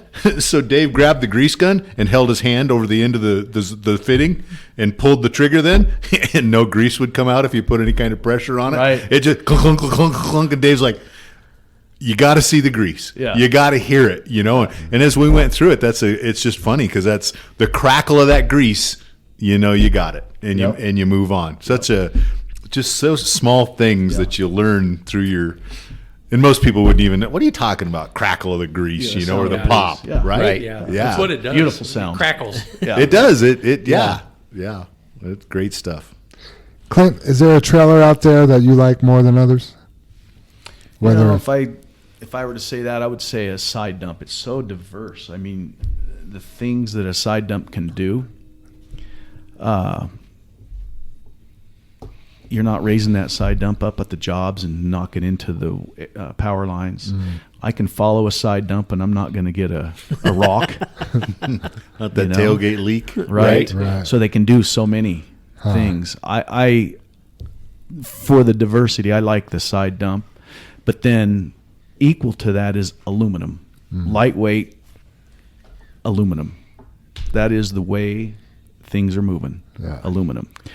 Sorry, Clint. Has anybody come out or tried to that you've seen with an aluminum side dump, or is that aluminum just not? Yeah. So you're on a side dump. You're going to, unless you specially design it, you're not going to be able to use aluminum. A rock will go right through that. You're hauling giant boulders, from boulders to sand to dirt to salt, right? Anything. Sure. You got to be ready for the big bad boulder. So that's not going to happen. But what they are doing is some aluminum components throughout a side dump to lighten it up. A side dump's weighing 15,100 pounds, okay? Can you get a side dump down to 10,000 pounds? I don't think you'll ever see that with a 1/4-inch thick tub. Right. But I think we're going to get down into the mid 14,000 as we experiment with maybe the bulkhead might be aluminum. Maybe, there's certain parts that still can be aluminum. Sure. But aluminum is the way to go. Lightweight is the way it is. Cost of ownership, you look at value. Yeah, aluminum trailers are very expensive, but there's a lot of value there. You're not dragging around a lot of weight, and that's the name of our game. 100 pounds in our industry is like big. Yeah, you save 100 this week or this year, and then you save 100 in 2 years from now, and then 200 in 5 years. I mean, yeah, you start running the numbers. Yeah. Next thing you know, you're at a 1/4 ton and then a 1/2 ton. Yeah. And that's kind of in all your trailers, like even a van trailer or a reefer, right, Clint? I mean, it's all a weight kind of deal, or a cubes kind of situation, isn't it, in that stuff? Cubes for a dry van, that's not so important in a refrigerated trailer, but a dry van, you're looking for cubes, and also you're looking for your lightweight. But guys, you can lighten them up too much, and they're going to be in the shop. We're going to be chasing cracked welds. So technology and advancements of materials has to precede the weight and the bragging of the weight. Right. When I tell you my trailer only weighs this amount, you probably better be careful when somebody says that. Well, what's the cost of that only weighs? Right. So you can't get carried away. But look what an aluminum trailer used to weigh. Aluminum trailer was the lightest weight animal on the road. Let's just say it weighed 10,800 pounds. Now we're wanting our aluminum trailers to live at 8,500 pounds. And they're doing it. To get from 10,500 pounds to 8,500 pounds is some engineering marvel. Really. Yeah, you may not see the technology, but you mentioned the grade of aluminum, and can you go with an even thinner shell because you have a plastic liner now versus just 25 years ago there was no plastic liner, right? I mean, it was you let that material slide across that aluminum, which just wore twice as fast as steel. Well, yeah, and you heard the customers. Yeah, you got a great lightweight trailer, but how thick is my floor? Right. Yeah. Right. Yeah. Well, that doesn't make sense, does it? Right. Yeah. Right. I want Yeah, a thick or- floor. I want Yeah. that floor to last. Right. Well, no, Yeah. we don't. We Yeah. want the liner to make the floor last. Yes. Yeah, absolutely. Yeah, we talk, Clint, and I know we've had that conversation with you that we're such on the edge, but that's where we need to live, of light duty or light lightweight Lightweight versus light duty. You know, where we've got junk, what you're Right. saying, because we made it so lightweight that it just won't handle. Or you have stuff that just cracks so bad, and even all the trailers we've owned and stuff, you know, you go through and you'll still get a crack, and it could be where you made it too stiff or it's too weak, you know. And our first aluminums to lighten up, they were on a steel frame. Well, beating on that steel framed trailer, that aluminum was junk. You know, Right. it wore where the aluminum touched the steel, or it cracked because of where it was. You know, it bounced and moved. They were terrible, but you just put a weld on it and you kept going. So Right. yeah, a lot of advancements. Awesome. Clint, anything you want to talk about the trailer industry before we move on a little bit? You know, I think that it's shifting. One of the things that I noticed in the trailer industry, believe it or not, are the drivers. When they come into my yard to pick up a used piece of equipment, our drivers now, you better have a DOT inspection, and it better well be DOT'd properly, because that driver now is starting to manage his driver's record. I don't know. Right, so I'm seeing absolutely, drivers come in, and it used to be you could send a used trailer. You buy a used trailer, it is what it is. It's used, take it, buy it, pay for it, and go down the road. Not anymore. If you don't have a shop like we have, that trailer, great. The owner will pay for it, but the driver that he sent from Kentucky or wherever he came from, you better have that trailer DOT'd. It better have gone through your shop. And because it has a sticker from 7 months ago, it doesn't mean anything anymore. It used to be, well, is it been DOT'd recently? Well, yeah, 7 months ago. Fine. Hook it up, go down the road. Right. So something that is great is the drivers are now getting involved in that current DOT, and did you do it right?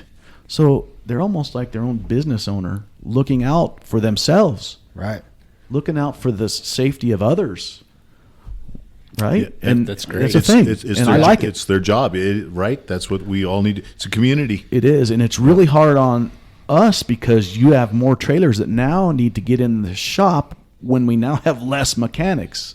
Right. So uptime and building these trailers for uptime is important to you, but it's also important to us. When I buy a used piece of equipment, I don't want to have to put it in the shop. I don't have time for it to go to the shop. So we want our customers to buy good, solid, well-known, high good name products. Yeah. So that when we get them. And that's so important too, Clint, when you talk about that, and we talk about that is, and I love the word, you know, learned it with the trucks, is the second life of our tractors or your trailers or our trailers. It's that second life to another person. We've bought a lot of second life stuff because that's what we could afford, but we also try to we've been talking to our drivers now about keeping the tractors cleaning up, because you're in its first life, but we want to pass that to somebody so they have a great second life in that trailer too by taking care of it, or that tractor. So exactly what you're saying, and I don't think anybody realizes the second life of a vehicle. Yeah, I mean, look at what you guys are doing to the trucks we're trading in, to the trucks that are going United. Yeah, right. Right. The way you're taking care of them to make sure they're good for the next person. Absolutely. Yeah, and we, you know, again, I guess it is bragging because it sounds like it's bragging. Jam is, you know, Dave and I have looked at a lot of used equipment. We've bought a lot of used equipment, and we're trying to clean our trucks up so they don't look like the stuff we've went and looked at. Right. And that's part of our community, but that's part of our creed, that's part of our culture, that's part of JFW, that even our used, you know, I'm going to use the word, but our used shit isn't shit. Right. You know, it's our reputation out there, right? Right. If we know there's a red truck sitting on a lot somewhere or a trailer, we don't want an independent that's going up to look at that vehicle or trailer or whatnot, go up to it and go, that's a JFW truck. I'm not going to look at it. we want them to go up to it and go, hey, that's a JFW truck. We better look at it. Yeah. Right. You know, Yeah. I mean, that's Yeah. No, that's we, the- we don't want to get rid of junk, right? We want to get rid of quality equipment that's going to have a great second life. Yeah, which leads to Clint's point is then it doesn't, that trailer or truck doesn't end up in your shop having to be worked on, hopefully, for somebody to go take it or Right. sell it or buy it or however. Right. Yeah. Yeah, for sure. Pretty cool. Clint, are you seeing anything with the? I know all the reefers that you guys sell, and obviously, I don't know why here for Colorado, I just instantly know so many companies locally that leave here and they take Coors beer out to California. Right, we're not a big export state, so Coors seems to be what gets us out of the state. Right. Coors or Budweiser, right? So, what are the next developments in emission standards on reefers? Has there been, we've never heard, are they having to go electric? Is there any possibility of that? Or, I Yes. know there's several tiers in the diesel emissions of them, of course. Right. Well, the refrigeration units already have electric and have had electric for years. You look at Carrier, they have what they call a vector. And your distribution companies like Mile High Frozen Foods, where those trailers can be at the dock, we've had electric units in those for years. Interesting. I didn't know However, it's a combination electric and diesel. So while it's at the yard, we plug it into 440. Okay. While it's rolling down the road, we're on diesel. And then the other item would California, part of their standards is a 7-year carb life from the date of the engine manufacturer. So after 7 years from the engine manufacturer, it's no longer, they call it a forever unit. A forever unit does never expire, and how they're doing that is going down to a 25 horsepower engine and changing the parameters of the engine and the output. But back to the 7-year carb life, if they don't meet those criteria, you're not going to California with that. However, if you have that electric component on there, they see it as electric. Gotcha.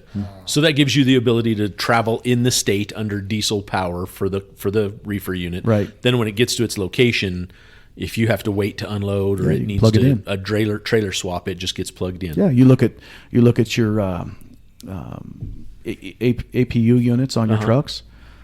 They won't allow those to idle all night long or run all night long in California. They want you to be electric. Interesting. Right? So Yeah. they have was it APU? Yeah. Yeah, APU. They have those APU units, and well, if you can't run them, what good are they? Wow. Right? So where they want to plug in. So the reefer units do plug in. But electric's coming, all electric's coming too. It'll just be a long time. Sure. Very cool.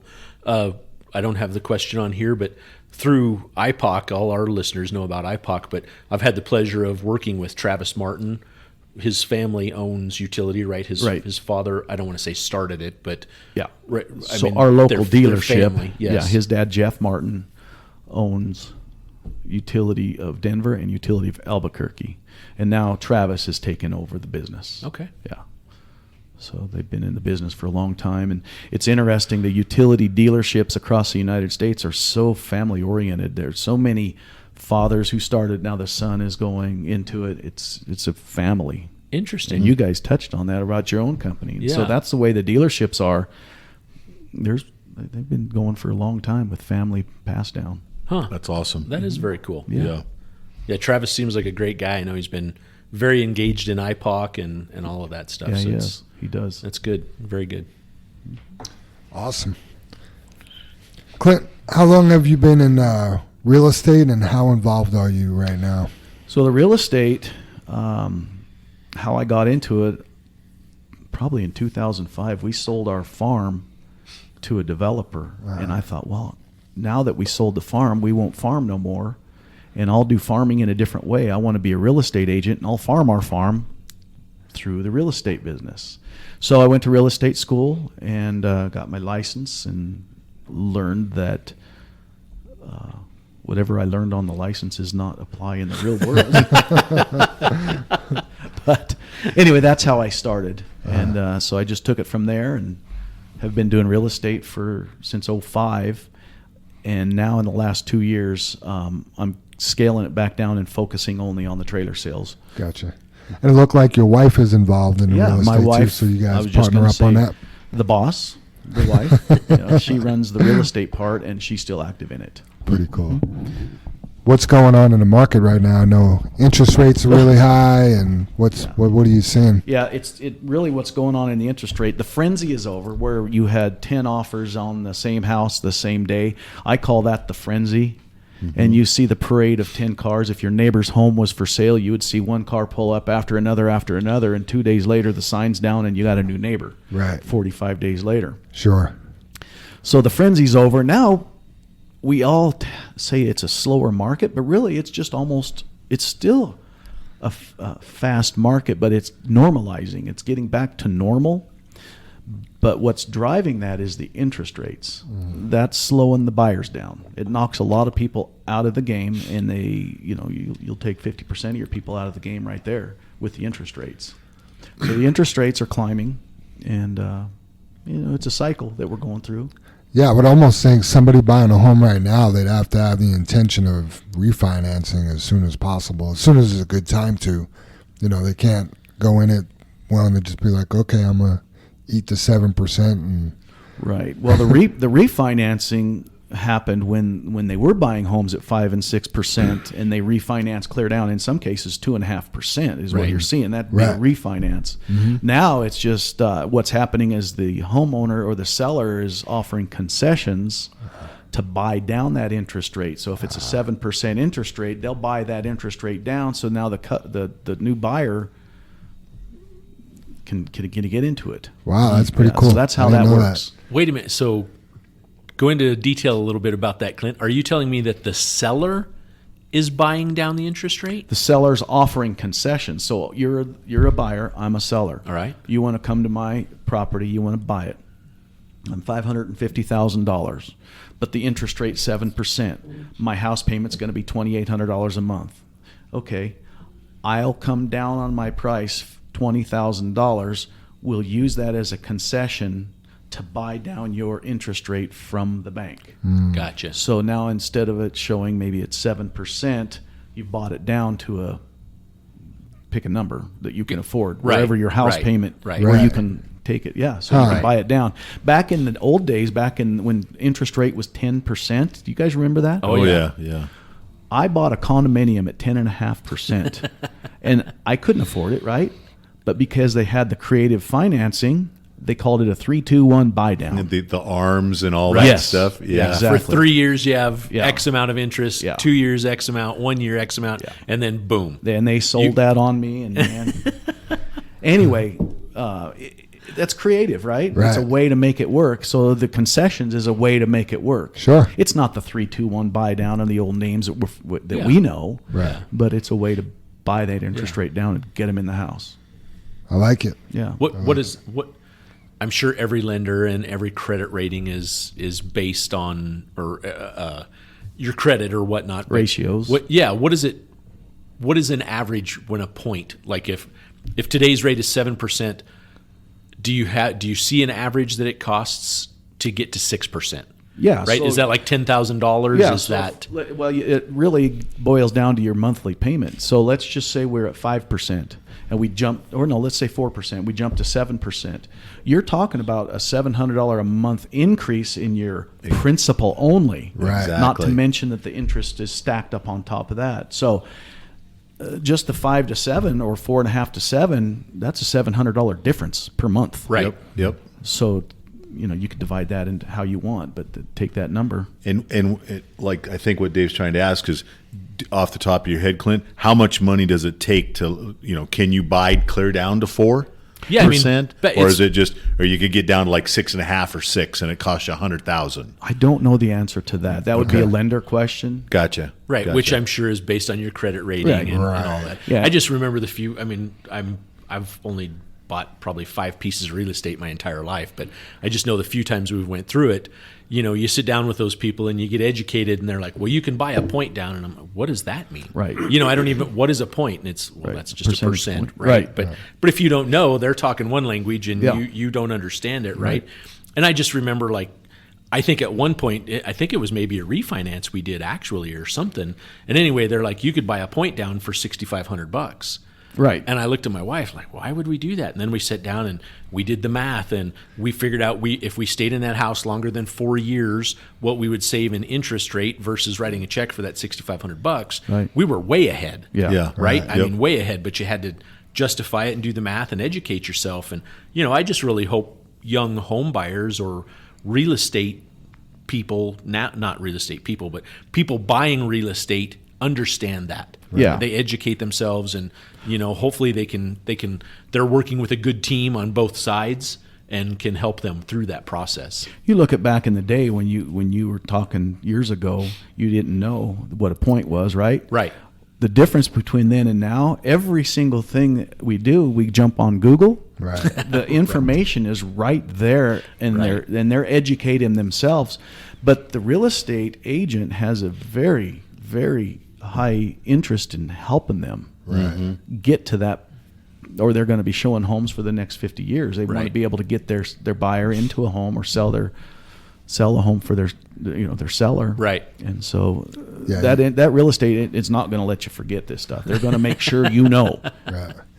Yeah, that mortgage calculator on the internet is pretty nice because you could see the difference of what it's going to cost you in 30 years, what a difference of a point will be. Yeah. What if I put this much down? Like, it really kind of helps you understand all that stuff. So It's interesting, the amortization calculators, like you said, you just hop on the internet, Yeah. you type it in or whatnot. And I'll never forget, this gal's been cutting my hair for the last several years, and she was cutting away on my hair, and she was talking about buying something, and I'm like, oh, have you ever done an amortization schedule? And she's like, what's that? And I felt like I was sitting there giving her all this information, and I could just tell by the look in her eyes, I was just mind-boggling her. Yeah. And I said, you can toy with that calculator of, hey, if I put $1,000 down, or I put $10,000 down, or what's this interest rate? And I said, you got to remember to add your taxes and insurance on top of that payment. And she was just like, she was blown away by all that. But it's all at our fingertips. It is. We can figure it out, right? If you want to. Yeah, Absolutely. it's right there. And the apps that you could download onto your phone. I mean, it is right there. The QR codes that you can, everything is right there. Yeah. what's your biggest piece of advice for a first-time home buyer right now? My biggest advice is slow down on the visit to Starbucks. Slow down on the weekly going out to the restaurant. You quit going to the restaurant and going to dinner and having a couple drinks 4 times a month. There's $400 right there. Right. Sure. Go to Starbucks 4 times a week. There's another $20. whatever. That adds up. Our grandfathers, they didn't do that stuff, and they seem to make it work, right? Right. And that's my biggest advice. Watch your credit score. Don't be buying the frivolous stuff. Eat at home as much as you can, as long as we're in a situation like we are getting into now. Sure. Let's do what our people did back in the day. Let's pull our pants up and save $1 here and there, and then you can afford your monthly, Yeah. Sure. the house of your dreams. Right. Ramen is still 29 cents, Clint. Ramen noodles. You still use water and boil it? Absolutely. Okay, I'm in. So I say save your dollars. Save every penny. You got to look at pennies. Don't look at the dollar. Look at the penny. Right. Yeah, good point. Thanks. Good advice. Clint. Yeah. Clint, I mentioned it earlier, how'd you become interested in auctioneering? Oh, the auctioneering. So as a kid on a farm, we went to auctions almost every weekend, and I always thought it was cool to see that auctioneer up there and chanting those numbers and wondering how on earth does he know where he's at? What is he saying? How does it work? And so I was always interested. So when I was a truck driver, I thought, well, someday I want to be an auctioneer. And so I taught myself how to be an auctioneer, and believe it or not, I have sold a lot of telephone poles. Because when I was driving down the road, I would sell this telephone pole like it was an animal. By the time I get to about 4 telephone poles down, I start over again and sell that telephone pole. That's funny. That is a great story. That is. Yeah, it's awesome. So that's how I learned to do that. And then after I thought I was good at that chanting the numbers, which is the nothing of the auctioneering, it's the business part and understanding people, I had to talk myself into working for somebody. And my first job in an auction was holding up things in an auction or a farm sale on that wagon or whatever. My goal was to get into the cattle barns. So that's something I never did do, but I sold mostly heavy equipment. So I ended up working for a lot of heavy equipment liquidators. Gotcha. And how long have you been doing that? Oh my gosh, I've probably been an auctioneer since late 80s, 90 maybe. And then how many auctions do you think you participate in a year? In a year, back in the Correct. day when I was moving hard, I would do, it's a lot to do one a month. That's a lot of auctions. So, and there's a lot of traveling and with that too, especially back then. And that's when we didn't have online auctions, didn't have any, it was all, Right. Right there. That's probably changed some things up too, huh? Oh yeah, that's Especially changed with it. heavy equipment. What's that one auction place? That, Yeah, Ritchie Brothers. Ritchie Brothers. yeah. Ritchie Brothers, Taylor Martin. As a matter of fact, I think since COVID started, they don't even allow you to go out there. It's all online now. Right. And my owner, Travis, he'll be at an auction and he'll be sitting in his office. Yeah. Right. Ritchie Brothers just opened up for their, was it the June auction?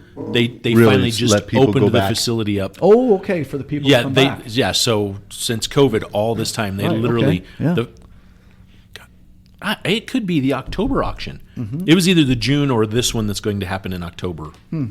So We'll see how that goes. yeah, Man, that lasted a long time for them. Holy it did. cow. It did. Yeah. Tell you what, I had a doctor's appointment yesterday, and I walk in, check in, whatever, and I'm walking through, and it's a pretty big facility, and I hear somebody say, when did they quit making people wear masks? And I didn't even realize I didn't have a mask on. And typically when you walk in, they're like, here's your mask, here's Right. your mask, here's your mask. And then I start looking around, and like, the employees didn't have a mask. That's the first medical Yeah. facility I've Wow. seen Yeah. in a long time where Right. the employees, and I mean, you go to Walmart, they're still wearing masks. Yeah. You know what I mean? So I was like, oh, we're making progress.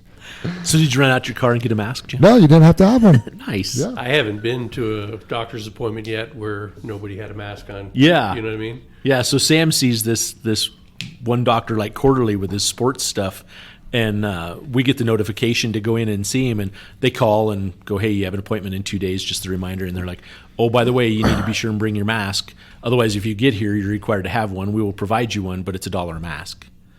Wow, charging for it. Right. Huh? Right. Yeah.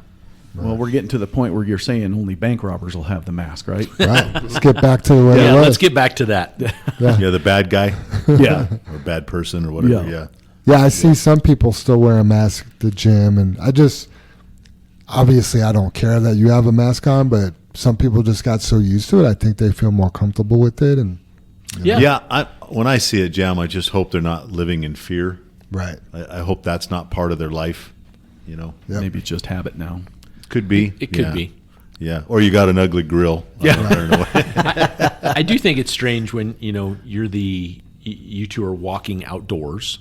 Right. And you both have masks on, and obviously you're together. You're a couple, Right. Right, like when you go home, you take the masks off. You can still be together, right? But they're outdoors. Yeah. Or you see the single person in a car with the mask on. I've always thought that The was single a bit- person in the car in the middle of Wyoming by themselves, and I pass them, and they look at me and wave, and they got their mask on. At least they waved, right? right With one finger. yeah, preferably the index. Yeah. Yeah, I was at the gym the other day, and I wanted to use a leg curl machine, and some guy's wrapping up. I'm like, you done? He's like, yeah. So Vasa's pretty cool. They got these sanitary stations everywhere, and it's just like wet wipes. You just pull them out, and you wipe your machine down, and Nice. it's everybody pretty much does that. So the guy starts wiping down the machine, but like he's like going overboard. Like it's like deep cleaning this thing, and I'm just like, Rub the paint off it. yeah, I'm just like, to me, you clean where my face is going to be. Yeah. Like, the thing wasn't like, so I say to him, I'm like, hey man, that's good enough. Like, I gotta go. Like, I'm on lunch. I gotta get back to Right. work. You know Yeah. what I mean? So he says to me, well, yeah, this just helps prevent sickness. So I'm like, well, thank you, but let's speed it up. Like, You've just killed my immune system. yeah, like, Wipe faster. nobody's gonna get sick on that machine for the next 2 years. Trust me. Clint, what's the strangest thing you've auctioned off? Well, the strangest thing, or the most interesting thing, I've got two. I had a chance to sell the buffalo up in city of Denver, up there, Genesee. Oh, So every few years they sell off some of the buffalo. I didn't bison. know that. Yeah. Yeah. And Oh, so I wow. was able to sell the buffalo up there 1 year, which was great. And the most interesting thing was John Denver's motorcycle. Oh, very cool. Oh, Yeah, that is and cool. I had the title to it, and then, of course, his name is not John Denver; it's something Dieseldorf. That's his last name. Yeah. So I had the title, and it was like a Honda 75. It was a real. You would think it would be some fantastic, cool motorcycle, just some common little Honda gold, with a little white stripes. And it was his motorcycle, and Very cool. so that was. I would think that would be my most. That's pretty memorable. cool. Yeah. Yeah. You see that red JFW Challenge Coin Pig sitting there? Oh, the pig. Yeah. Could you auction that off to us right now? Sure. I don't know how much pork's going for this year. Well, I know there's about $15 in there, so I'll start at $15. All right, I'll do that for you. Sweet. Open up the gate and let them in. Welcome, boys. On this pig, this here JFW Challenge Coin Pig, I'm going to sell it at $50. Yeah, baby, $50, $55, you want to $55 and $60. I'm at 65, Jim. You're a new horse in the race. You want to go 70. Don't look at each other. You go $70. Do not look at Dave. Well, you go 100. I'm at 75 and 100. You want to bid 125, you able to 130 and 30 and 35 and 40. Sold. That is awesome. That is good. Thank you, Clint. Yeah, that is awesome. That must have taken a lot of Wait. telephone poles to do that. Absolutely. Good Dave, job. I'm going to want a report from you in 2 weeks. I need you to start practicing. I never was a fast talker. I do everything slow.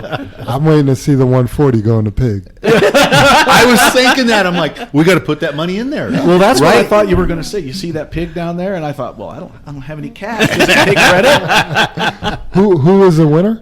Jim? Jim was, yeah. Okay. All right. What were we to? 140? 140. 140. All right. We'll have to come up with it. That's funny. You can Venmo that. Oh, it's just an app. Talk about technology. So I did get a question from the audience, which I'll read. Here it is. Robert Shaw asks, hey, good morning, Jam. I have a few questions for the podcast if it's not too late. First one is, what is the cause for pit changes? For example, switching sand from plant 12 Ragsdale to Firestone. So yeah, a lot of it has to do with supply. If the pit actually has what we need and enough of it.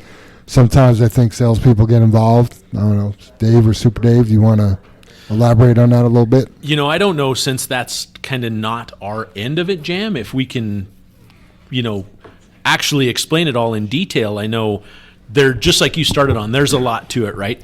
There could be a moisture issue, like this sand is too wet and we need some drier sand. QC. I know when a lot of our customers sit down and they actually sign contracts at the beginning of the year, they go to these supply locations, i.e. the gravel pits and stuff, and they go, I'm making it up, we're going to take 100,000 tons of sand this year, and maybe they're at 112,000 or 120,000, and they need to stop using from this location and start using from this one, or vice versa.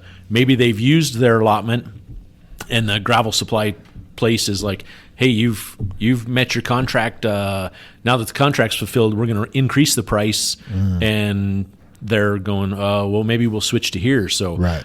Some of those things, we're not privy to those details. Right. I do know a lot of that is in play, but the exact reason, I can't answer that. Gotcha. It sounds like there could be a multitude of reasons. Yeah, Anything for from sure. supply to price to negotiations to deals made at a bar, Yeah. maybe. Who knows? I know it's a lot of work on our end, right? I mean, Right. you get, as you're a grinder, you get used to doing the same thing. Like, oh, I got to go get sand for 12, and this is your location. And, after 6 months of driving up there, you're like, oh, shoot, I went to the wrong place. I got to Right. go back to here. Or, Right. we've even hauled some of the sand from the wrong place. Right. And, knock on wood, Brandon has been really cool with that. And they're like, Right. we get it. Yeah. We'll pay you switched for that. it. Yeah. Right. Under the, water under the bridge, right? So. Yep. His second question was, what is the correct sweep out procedure when switching materials, even if it's concrete product to concrete product? For instance, sand to 3/4 wash rock, I was taught to always sweep out when changing material no matter what it is, but have seen guys not sweep when going from sand to 3/4 wash or vice versa. So, Super Dave, you want to take that one? It's a great question, Dave. Yeah, I want you to I answer mean, it, but it's a great question. Yeah. So many times people are wasting time, and yet we say, we kind of have to, hey, make sure you're really, really clean when you're loading that, grain, or you're loading that salt, blue salt. I was always telling my guys when I was training that color is a big deal. You can't have a bunch of gray fry rock in tan concrete sand, but you also have to use a little bit of common sense. Are there fines in 3/4 rock? There are. Right. So a little bit of sand in your trailer isn't going to hurt a load of 3/4 rock. However, if you flip that to the other side, you can't have 3/4 rock in Your sand.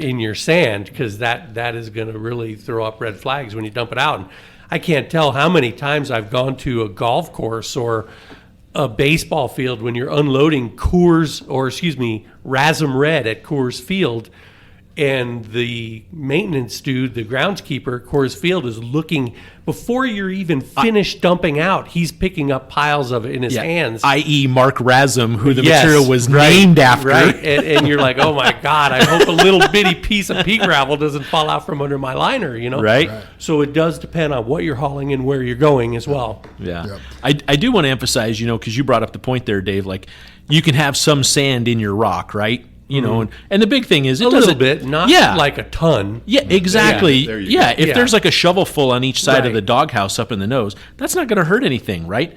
If you're hauling salt, that's a problem, Yes. right?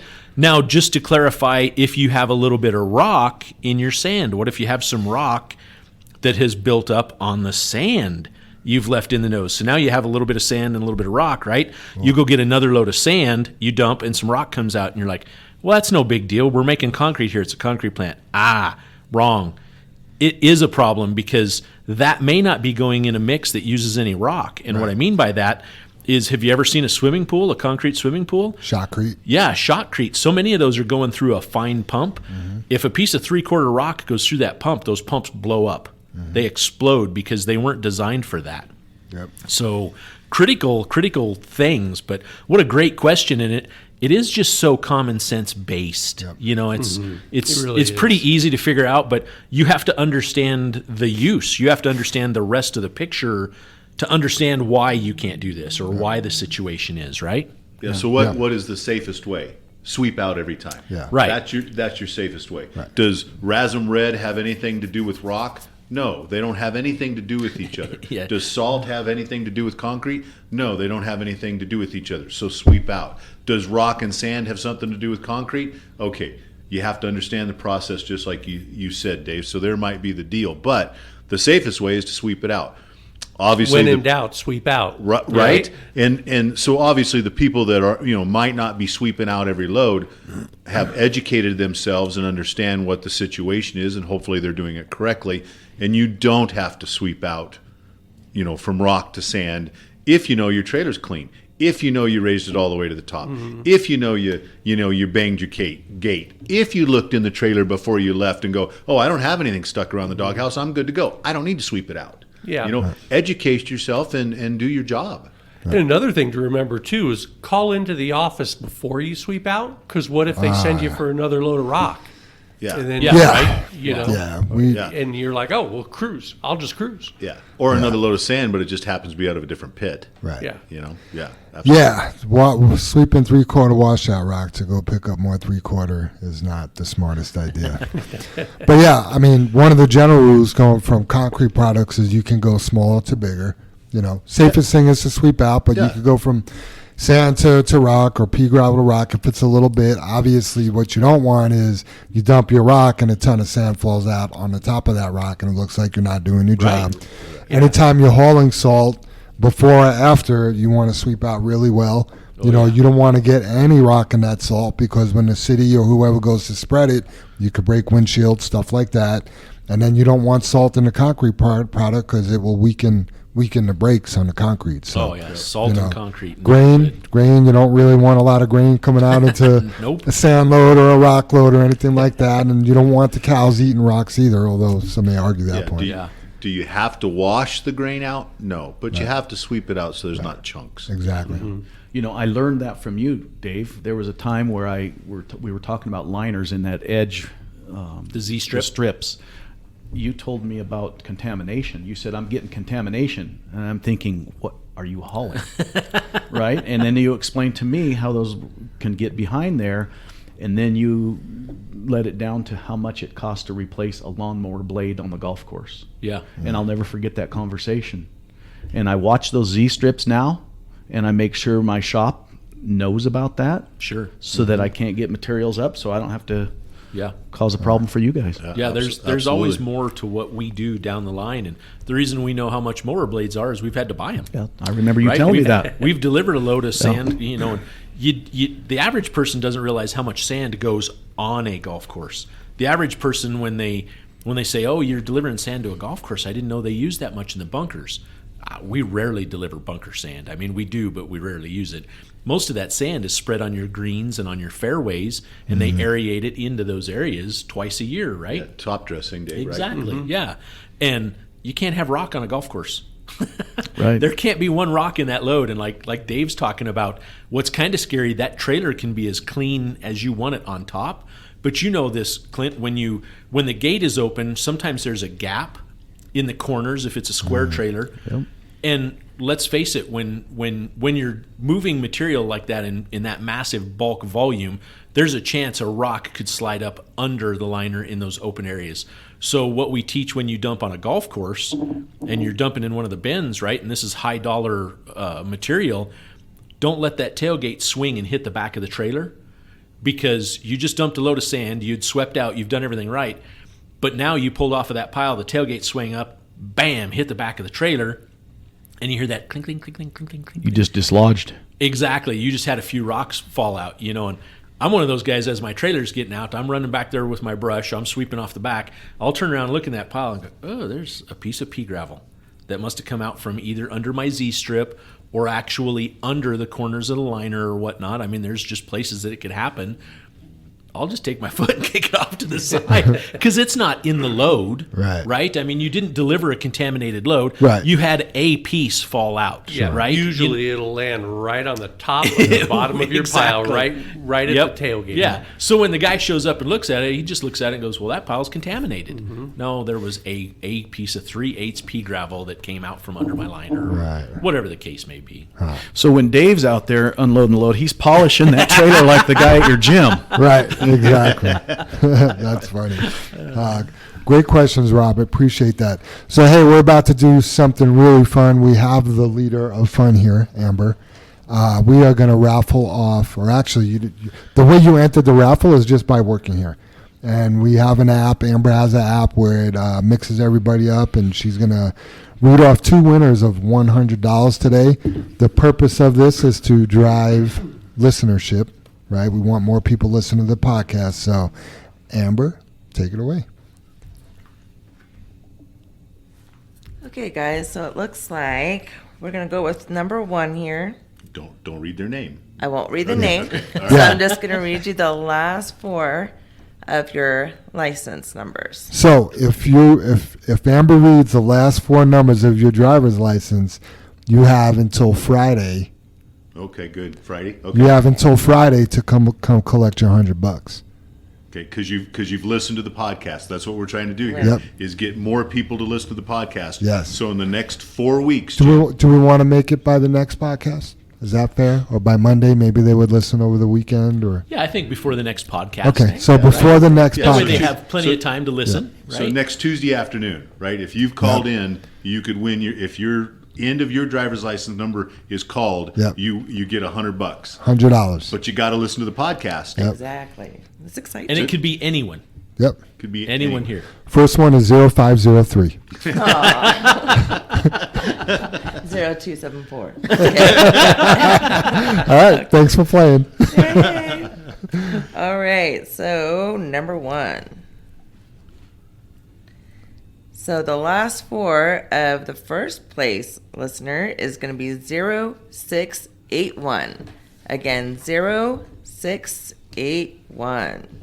Okay, that's your first winner. The first $100. Who's next, Amber? Number 2 is 07 0762. Again, 0762. All right. 0681-0762. Let's go. Let's get it. Good deal. Thanks, Amber. Okay. Yeah, Thanks, thanks, guys. Amber. Thanks, Amber.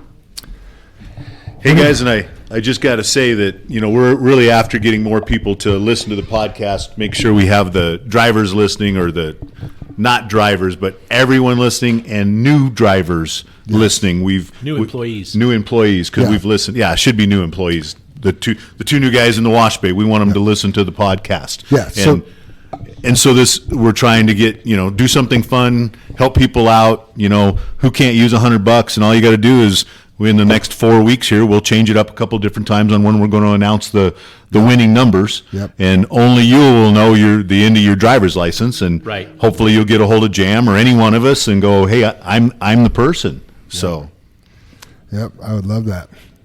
Good deal. And yeah, just to be clear, this wasn't just for the drivers. Everybody's included. Yeah, Yeah. every single person that works at JFW is included.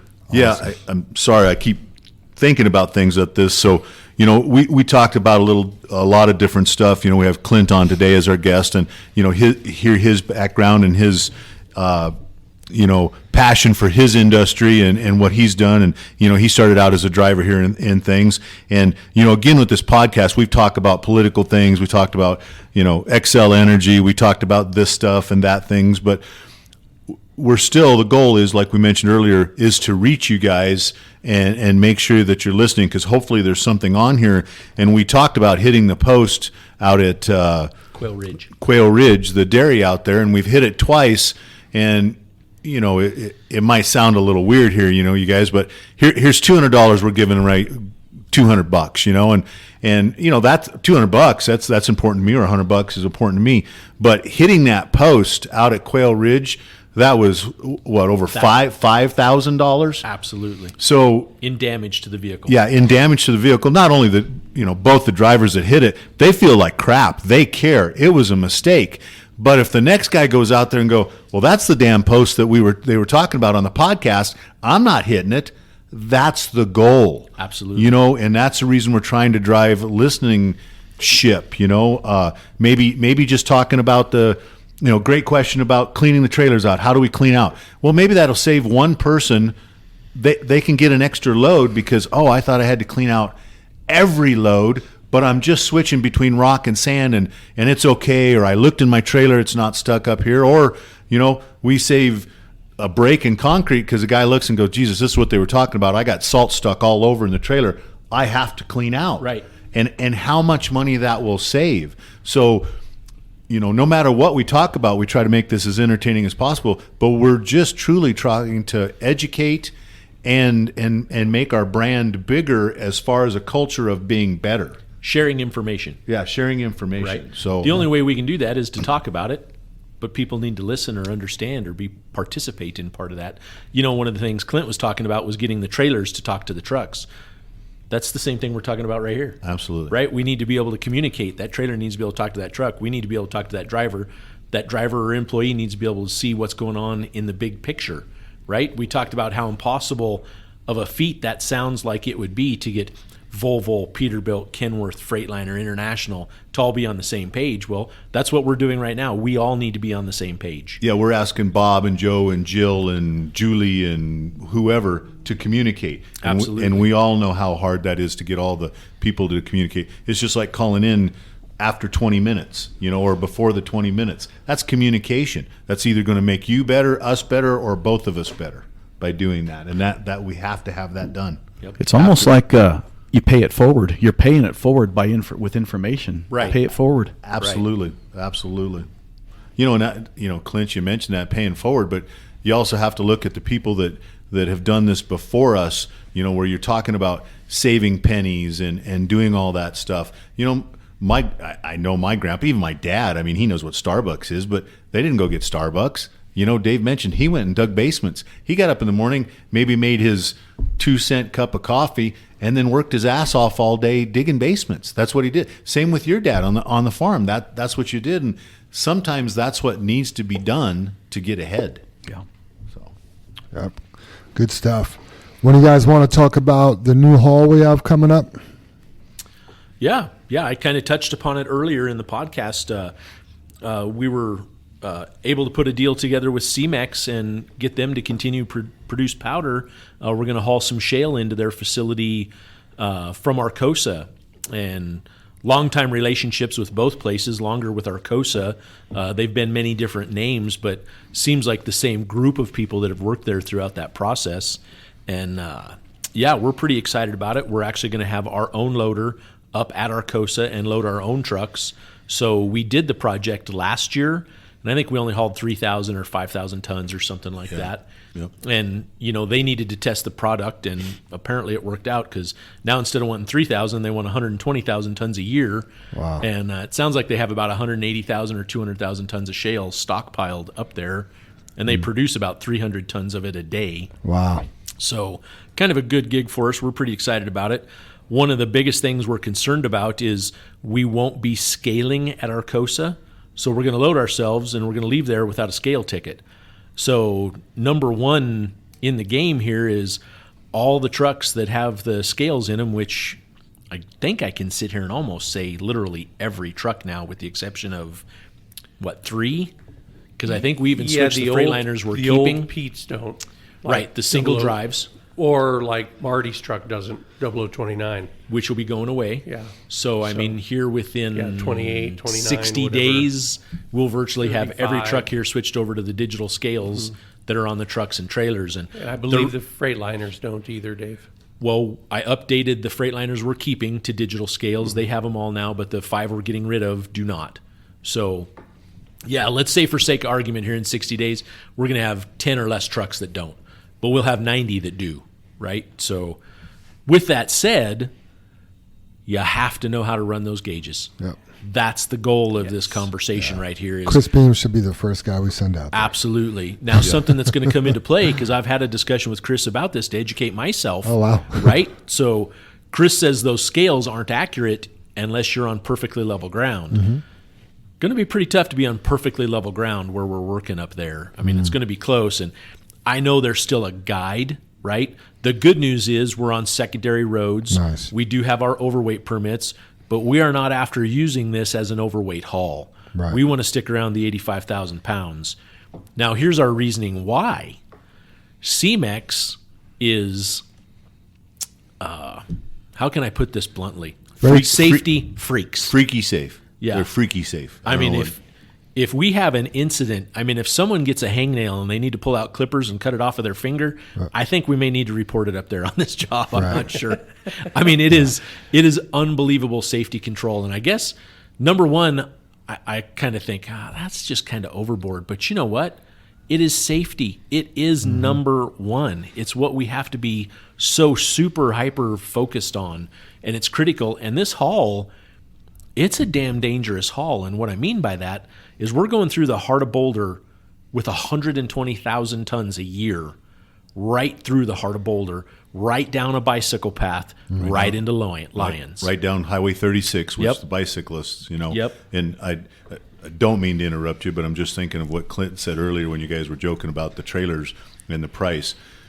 CEMEX realizes the value we're bringing, Dave, Yes. and I want you to mention that the JFW brings, and they're willing to pay a price, but the price that they're paying is that we're safe. Absolutely. Yes. And one hangnail that we don't report, Yep. we lose the contract. Yeah. We're done. We have to joyfully create honest value for this customer, just like we do for Brannon and for every other customer out there.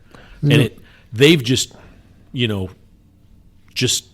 inundated us with safety questions, safety issues, and again, so we're going to pull out of Arcosa. We're not going to have a scale ticket in our hand. We're going to create an hourly ticket that we'll be using to just have a copy for the load, right? Need to have a BOL, a bill of lading. And we're going to scale in at CEMEX. So anybody that works here that was on this job last year, it's the same thing. We'll be dumping in a little different location, but we need to scale in on their scale. It's a two-way scale. And there's going to be multiple other truckers delivering other material there. We're going to go up on the pad, and we're going to raise our trailers and dump. The first thing CEMEX did was ask us, hey, we'd like you to bid this job. Do you have belly dumps? Nope. Do you have side dumps? Nope. Well, we need to do it in belly dumps and side dumps. Okay, sorry, all we have is end dumps. Okay, A week goes by. They call Jim. Jim, we need this job done. Do you have side dumps? Jim's like, nope. You have belly dumps? Nope, we have end dumps. Okay, well, we need belly dumps, side dumps. Then they call me back. Like, nope, we don't have them. Well, will you do it in end dumps? We will. Well, we don't like end dumps. They tip over. Right. Well, we don't like them either, but they're what we have, and they're ours don't. Well, knock on wood, because we train, right, Jam? Right. I mean, that's our goal, right? Yeah, touching wood. Touching wood. Knock on wood. But honestly, it's like driving through the gate 3,000 times. You could tell them how many loads we've dumped, and we've only tipped over. I think we've only lost 4 trailers. Dave, I just hate talking about this. In, It's in just the bad 30 years mojo, I've been man. here. Right, Dave? You know? Yeah. How many Just- loads have we hauled in 30 years? Right. Right. Yeah. Right. Yeah. But that just proves that one time can happen, Super Yeah, Dave. sure. And Yeah. we need And that's a too little- many for them. too many. Yeah. So here's Too the many. Good deal on point. this job.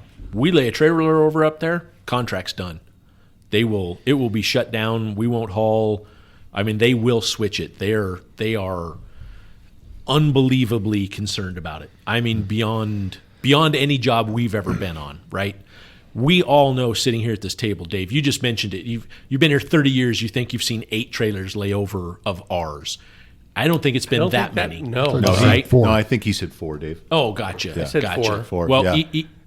And I either- was just making it up. I could sit here and really think about it, but it's not that much different than Right. 4, maybe 5 times. of those that laid over, how many were mechanical failures?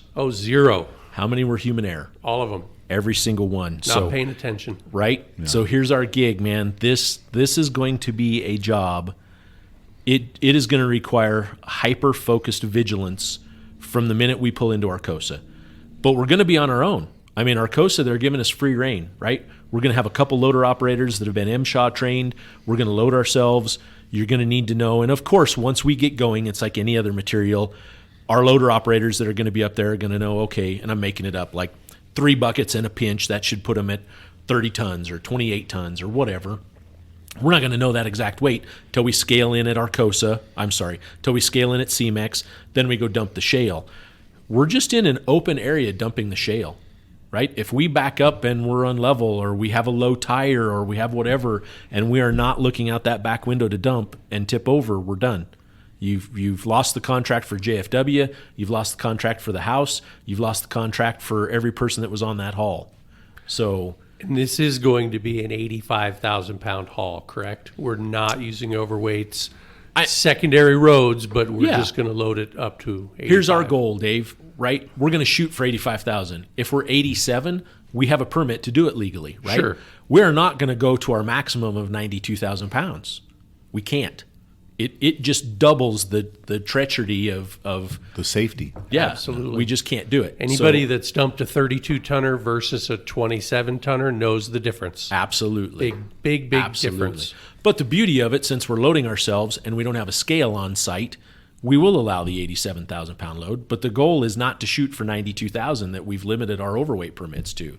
So that's the purpose. But oh my gosh, you guys, the bicycle traffic through Boulder, the bicycle traffic down Highway 36, that's just a 1-lane road each direction, right? If you're, when Jim and I drove it, as you're approaching a bicycle going the same direction and you think, oh, I'll just roll across that double yellow line and get around them, because there's that 3 feet legal law rule. You can't be within 3 feet of them. Well, you're in a semi going 60 miles an hour. Could you imagine your wife being on that bicycle and you just went by them at 30 inches away at 65 miles an hour? Not good. We need to use our heads. You need to realize, oh, there's a car coming. I'm just going to slow up and go with the same speed as the bicycle until I can safely get around them, right? I mean, that's the goal. Then once we dump and get through that process, then we have to scale out every single load. So we are scaling in to get a scale ticket. We are scaling out to get a tear weight. That's just how it's going to be. We're going to scale in and scale out every single load. You get a tear weight. So when you come in, you scale. When you go out, you scale. You'll leave a ticket in the scale box right there on the scale. Off we go get another load. They're also super concerned because last year it was never an issue. When we leave that plant, we make a left on Highway 66. Well, how fast is the traffic on Highway 66? 60 mile an hour highway. Yep. Right? It's Highway 66. It's not pulling out onto 23rd Street or whatever the case may be. So super concerned about making a left out of there, right? So I think I've touched No upon left, Dave. right? Don't confuse me. So, Can yeah. I tell you something about a bike rider?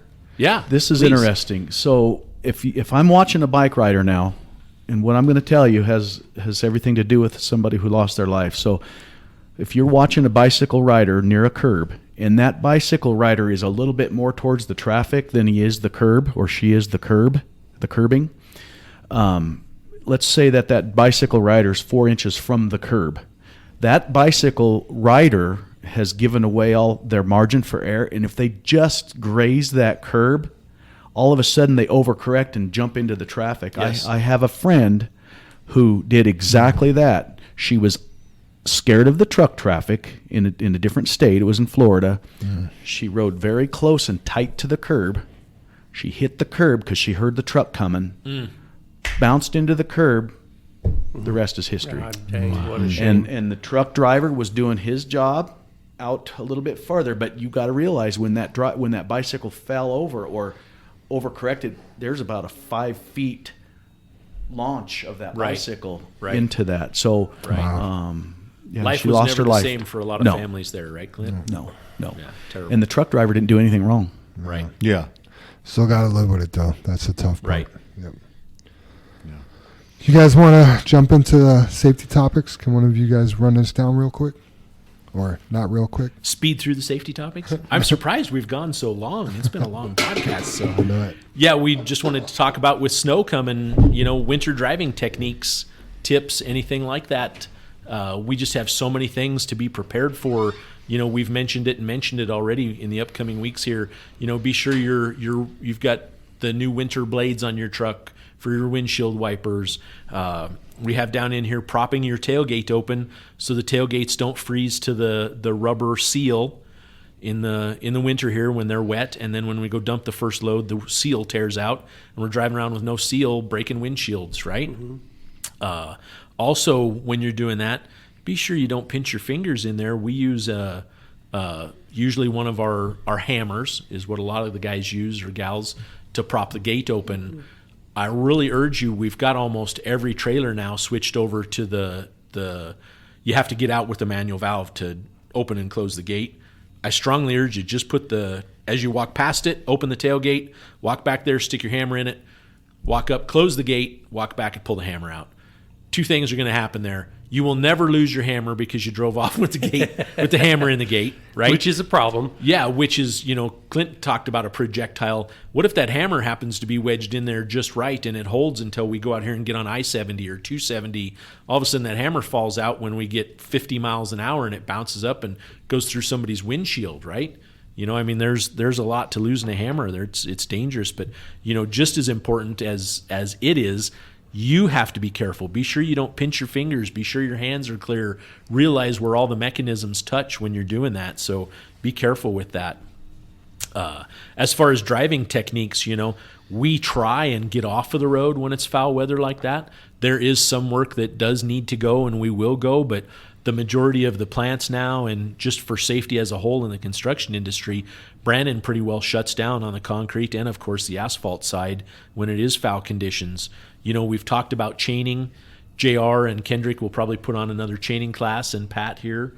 They'll set up some times. You're encouraged to come by and learn how to chain. All the trucks have chains on them. We've mentioned this a couple weeks ago. Be sure you have your key to tighten the chain. Be sure you understand how to put them on. Spend 30 minutes here one afternoon or Saturday. Pull your chains off your truck. Be sure they're hung on the chain hanger the way you like them hung. You understand which is inside and which is outside and how all that functions. As far as driving techniques, slow down. Don't run your jakes on high. These sound like common sense things, but they are. But sometimes we just need reminded of them. We've just spent all summer driving around with no foul conditions whatsoever. Shut your cruise off. You don't want to be running the cruise on while you got the snow or even rain as such. You could have an issue with hydroplaning. People can't think an 80,000-pound truck can hydroplane. I'm here to tell you bullshit, it can, especially with our fine roads, because they just have two cups that the tires drive in. Yeah. They're like ruts. They're not roads. So don't get me started on that. Mention the jakes, Dave. I did. Don't run the jakes on high, you Yeah, know. So when yeah. you let off the throttle, you don't get the backspin, and it. Back in the old days before the computerization, you could kill the engine. You wouldn't even know it was off, and things like that. So run it on one head, or even shut it off if it's that bad, right? We can run our power dividers up to 50 miles an hour, and then they automatically kick out. You'll probably get a warning on the dash or whatnot.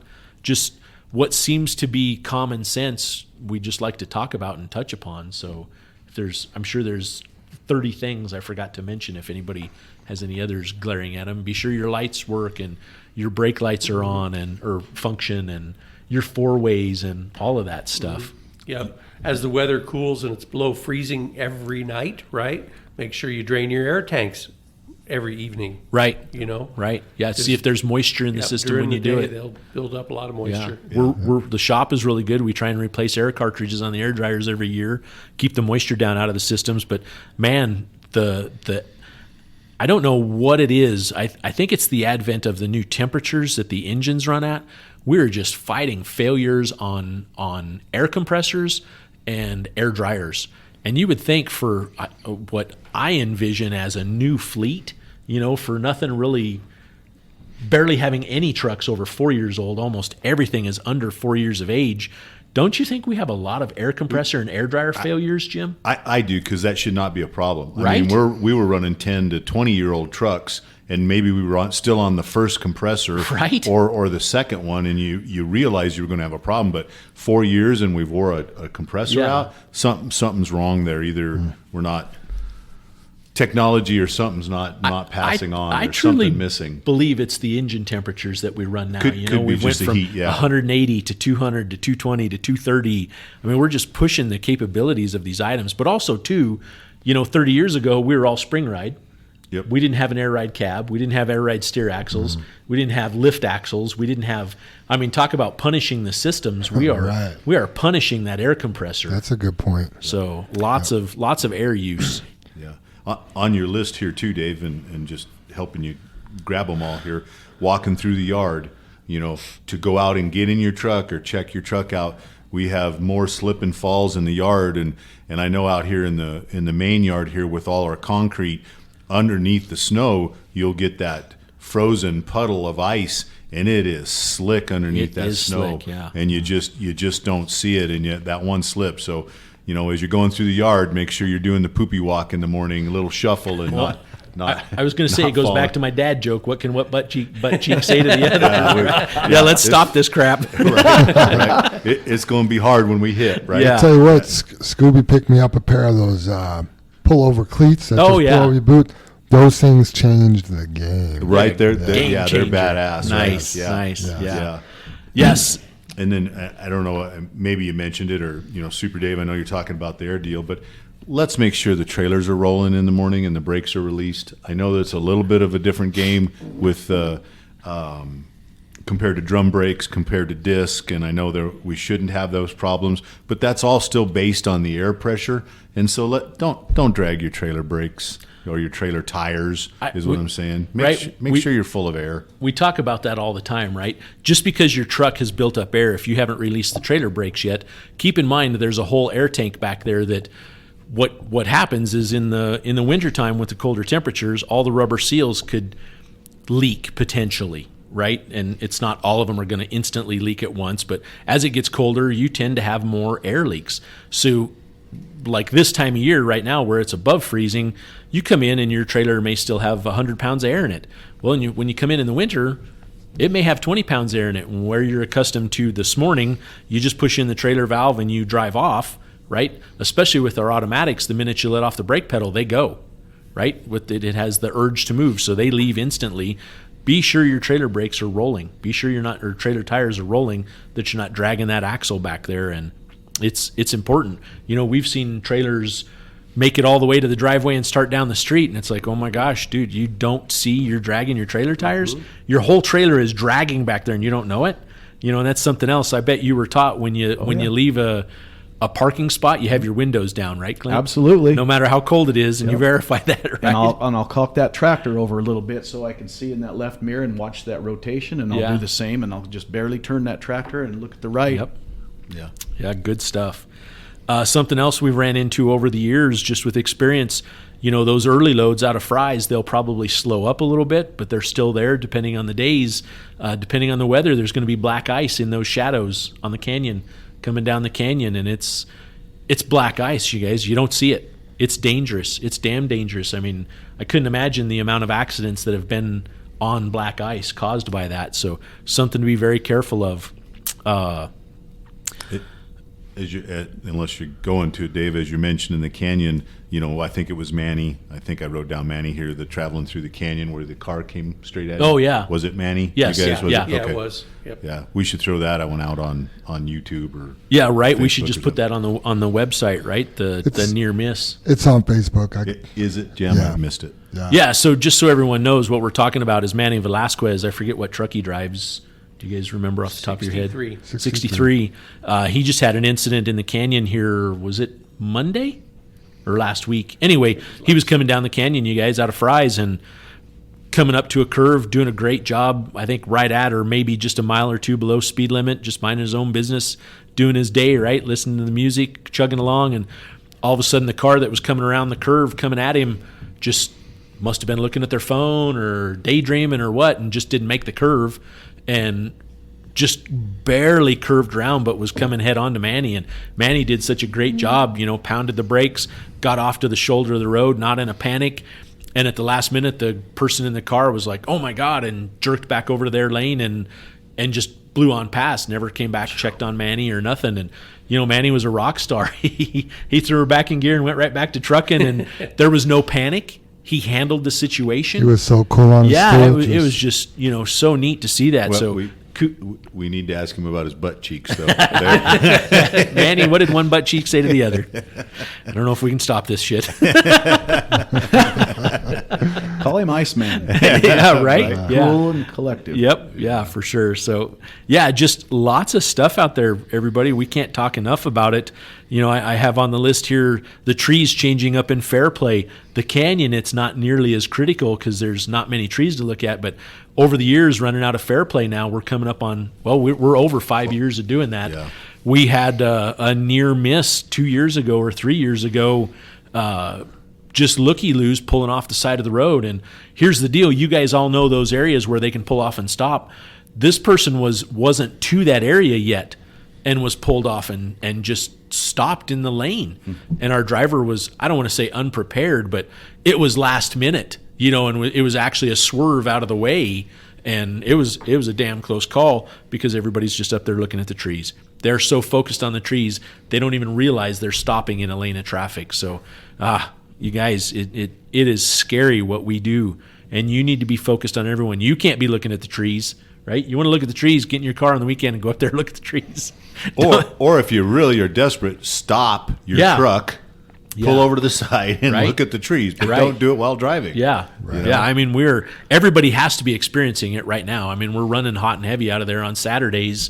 It's got to be an issue. So please, please, please be aware of it. Yeah, I know a couple of our guys have gone up on the weekend to check it out. Yeah. They've taken their families. Yeah. So Yeah, it was funny. We just ran up to Golden Sunday night, and just up Highway 58, looking over at all of the Coors facility, all those trees are changing, and it is gorgeous. And I thought, why do I need to drive to the mountains? I'm just going to cruise up here to Golden. It's gorgeous. I honestly think it's peaking here right now. Yes, Yeah. yes. I bet you up on Kenosha, it's pretty much done. Yeah. At Well, 10,000 feet. Could be with the cold. Yeah. maybe we're too late, Dave, but let's talk about it anyway. I'll tell you what, if it's not done yet, it will be by Monday because they're Right. supposed to, after you and I talk, Dave, above 8,000 feet on Monday is 8 to 12 inches.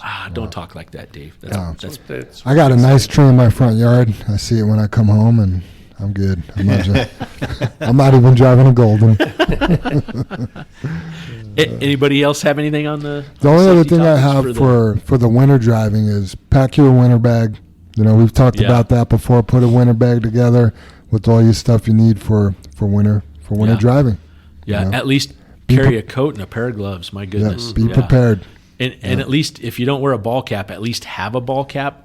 It may not protect your ears, but have something to put over your head just to keep the snow off. Or, we've had trucks break when it's cold out that you can't idle. right? And you're sitting there for 2.5 hours waiting for a shop Telling you. mechanic to show up. It's time to be a Boy Scout. Yeah. Go get Be a pair. Prepared. Yeah. Get a pair of bibs. Those bibs will keep you warm. Yeah. Chucks off, you're nice and toasty. Ask Big Yeah. Country. Yeah. Yeah. Not. I mean, it's a little off of trucking, but this weekend we went up to Nebraska to Lake McConaughey, and it was nice enough. Me and Holly golfed at the little golf course there in Nebraska, but it was also cold. And I got my stuff out of my pickup, all my winter stuff. I put my hat on. She pulled over, put on one of the hoodies, and we golfed and had a good time. But without having that extra stuff in my pickup, Right. it would have been miserable golfing. And that's just be prepared, Yep. and it's just a game of golf. Love it. Yeah. Soup, you ready to hit us with the high road hauling? I was thinking, Jam, should we just hold that till next week? Because we've had a pretty long It's 2 talk minutes, today. Dave. Yeah, there's listeners that have been waiting Yes. all week. Roll us. it out, man. It's the couple of people that didn't win the $200. Yeah. Okay. Well, I've got a good one this week, you guys. It happens to everybody. Everybody has to deal with it. So, how can you stop the little things from bothering you? Right?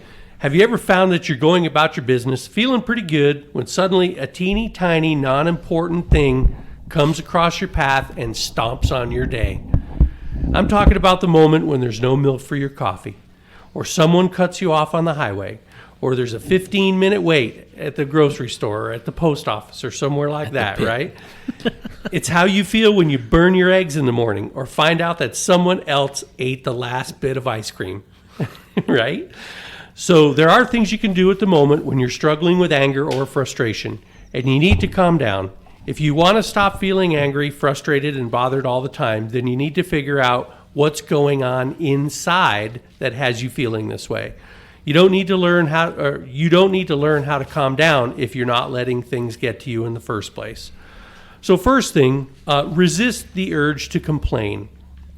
I know this is easier said than done, but I've learned that the quickest way to keep something from bothering you is not to complain about it. This goes against popular belief that you should get things off your chest, but when you complain about something, it magnifies the situation. You draw attention to the issue, and it makes it bigger than it needs to be. When you make the effort to stop complaining, you almost always feel better, and hopefully you even have a positive effect on the people around you. Also, look at the little picture. Sometimes you can read too much into things, particularly when you're feeling run down or tired. When you're not feeling 100%, it's easy to misinterpret the intent behind other people's little comments or actions. When you feel yourself getting upset, pause for a moment, turn your attention to what's bothering you, and try to frame it in its simplest form. You can't control the things that happen to you, but you can control how you react. It's not always fair, but the less you let things bother you, the happier you will be. Choose compassion. It's easy to get annoyed with people sometimes, but it's never a nice feeling. Sometimes you have a good reason, other times less so. But either way, letting go is often the best option. And one easy way to do this is to think humanizing thoughts about the person who has upset you. You can use this knowledge to be more compassionate in our daily lives. Next time you get annoyed with someone, try to shift your focus away from what happened and instead think of their stories, what their day might be like, and think of them with more kindness and compassion. Also, let go of expectations. Oftentimes you have a plan for your day and it just doesn't work out. Life has a way of just happening no matter what you have planned. If you can let go of expectations and open your mind, you'll notice that yes, the day is not going the way you wanted it to, but it's far from over, and there is still plenty of time to change the course and turn things around. If you find yourself getting frustrated or annoyed over something small, try pausing for a moment and asking if you're letting your expectations affect the experience. So those are 4 quick things that all of us can do to try to stop letting the little things bother us. And the quote this week is a really good one. Holding on to anger is like grasping a hot coal with the intent of throwing it at someone else. And you are the one that gets burned. That's by Buddha. There's some common sense. Right? Ow, ow, ow. I heard one, Dave, and well, I shouldn't even probably say it because it'll take away, because that was a great deal. But similar to that is like if you're in a peeing contest. No, at some point everybody's going to get pee on them, right? I mean, that's what's going to happen. That's what Buddha's saying, right? That's funny.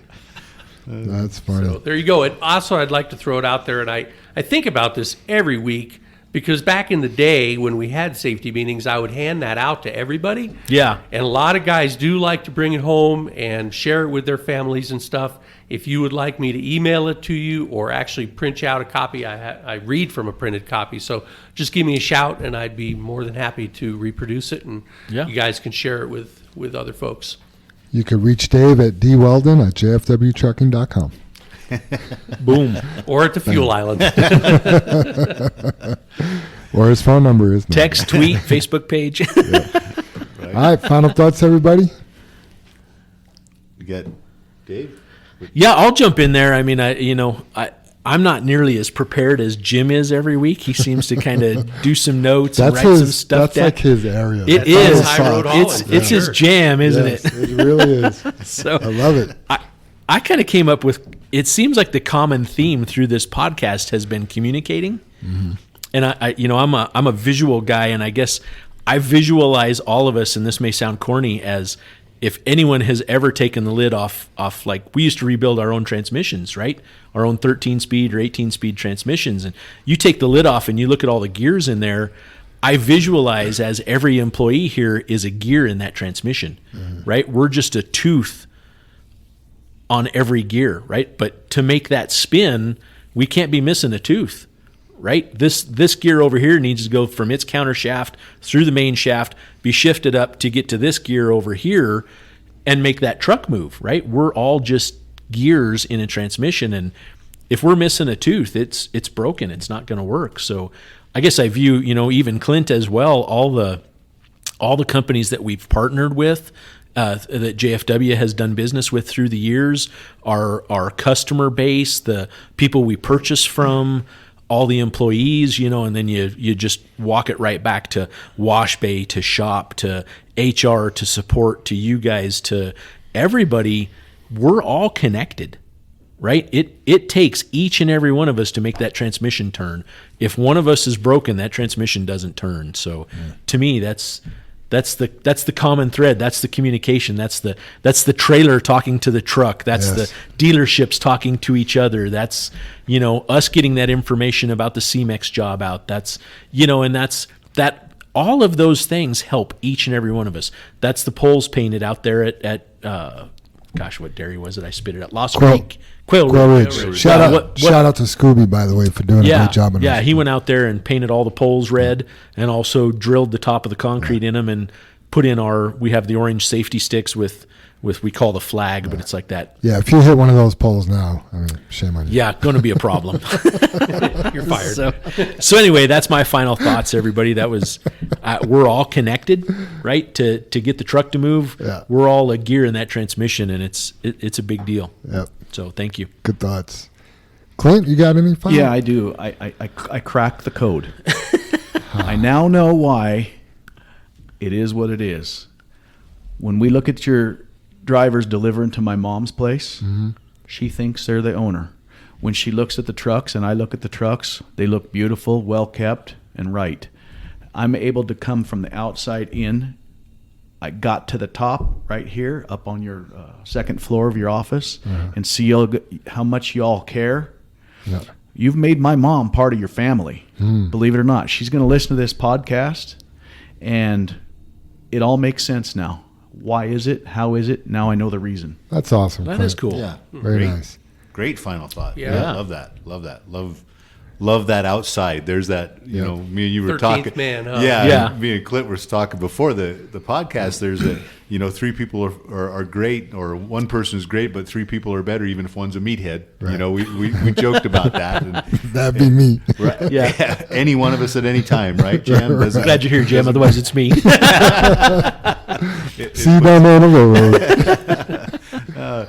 Puts some pressure on it. You guys, now, that was awesome, Clint. And then you guys mentioned about my thing about ending up here, and I'm like, oh man, that feels like some pressure there, to live up to that. And I have two quotes. So one's from Abraham Lincoln, and it's about this podcast again. I just love how sometimes they fit, but I guess we have the same theme. But he says, "Give me 6 hours to chop down a tree, and I will spend the first 4 sharpening the axe." Yep.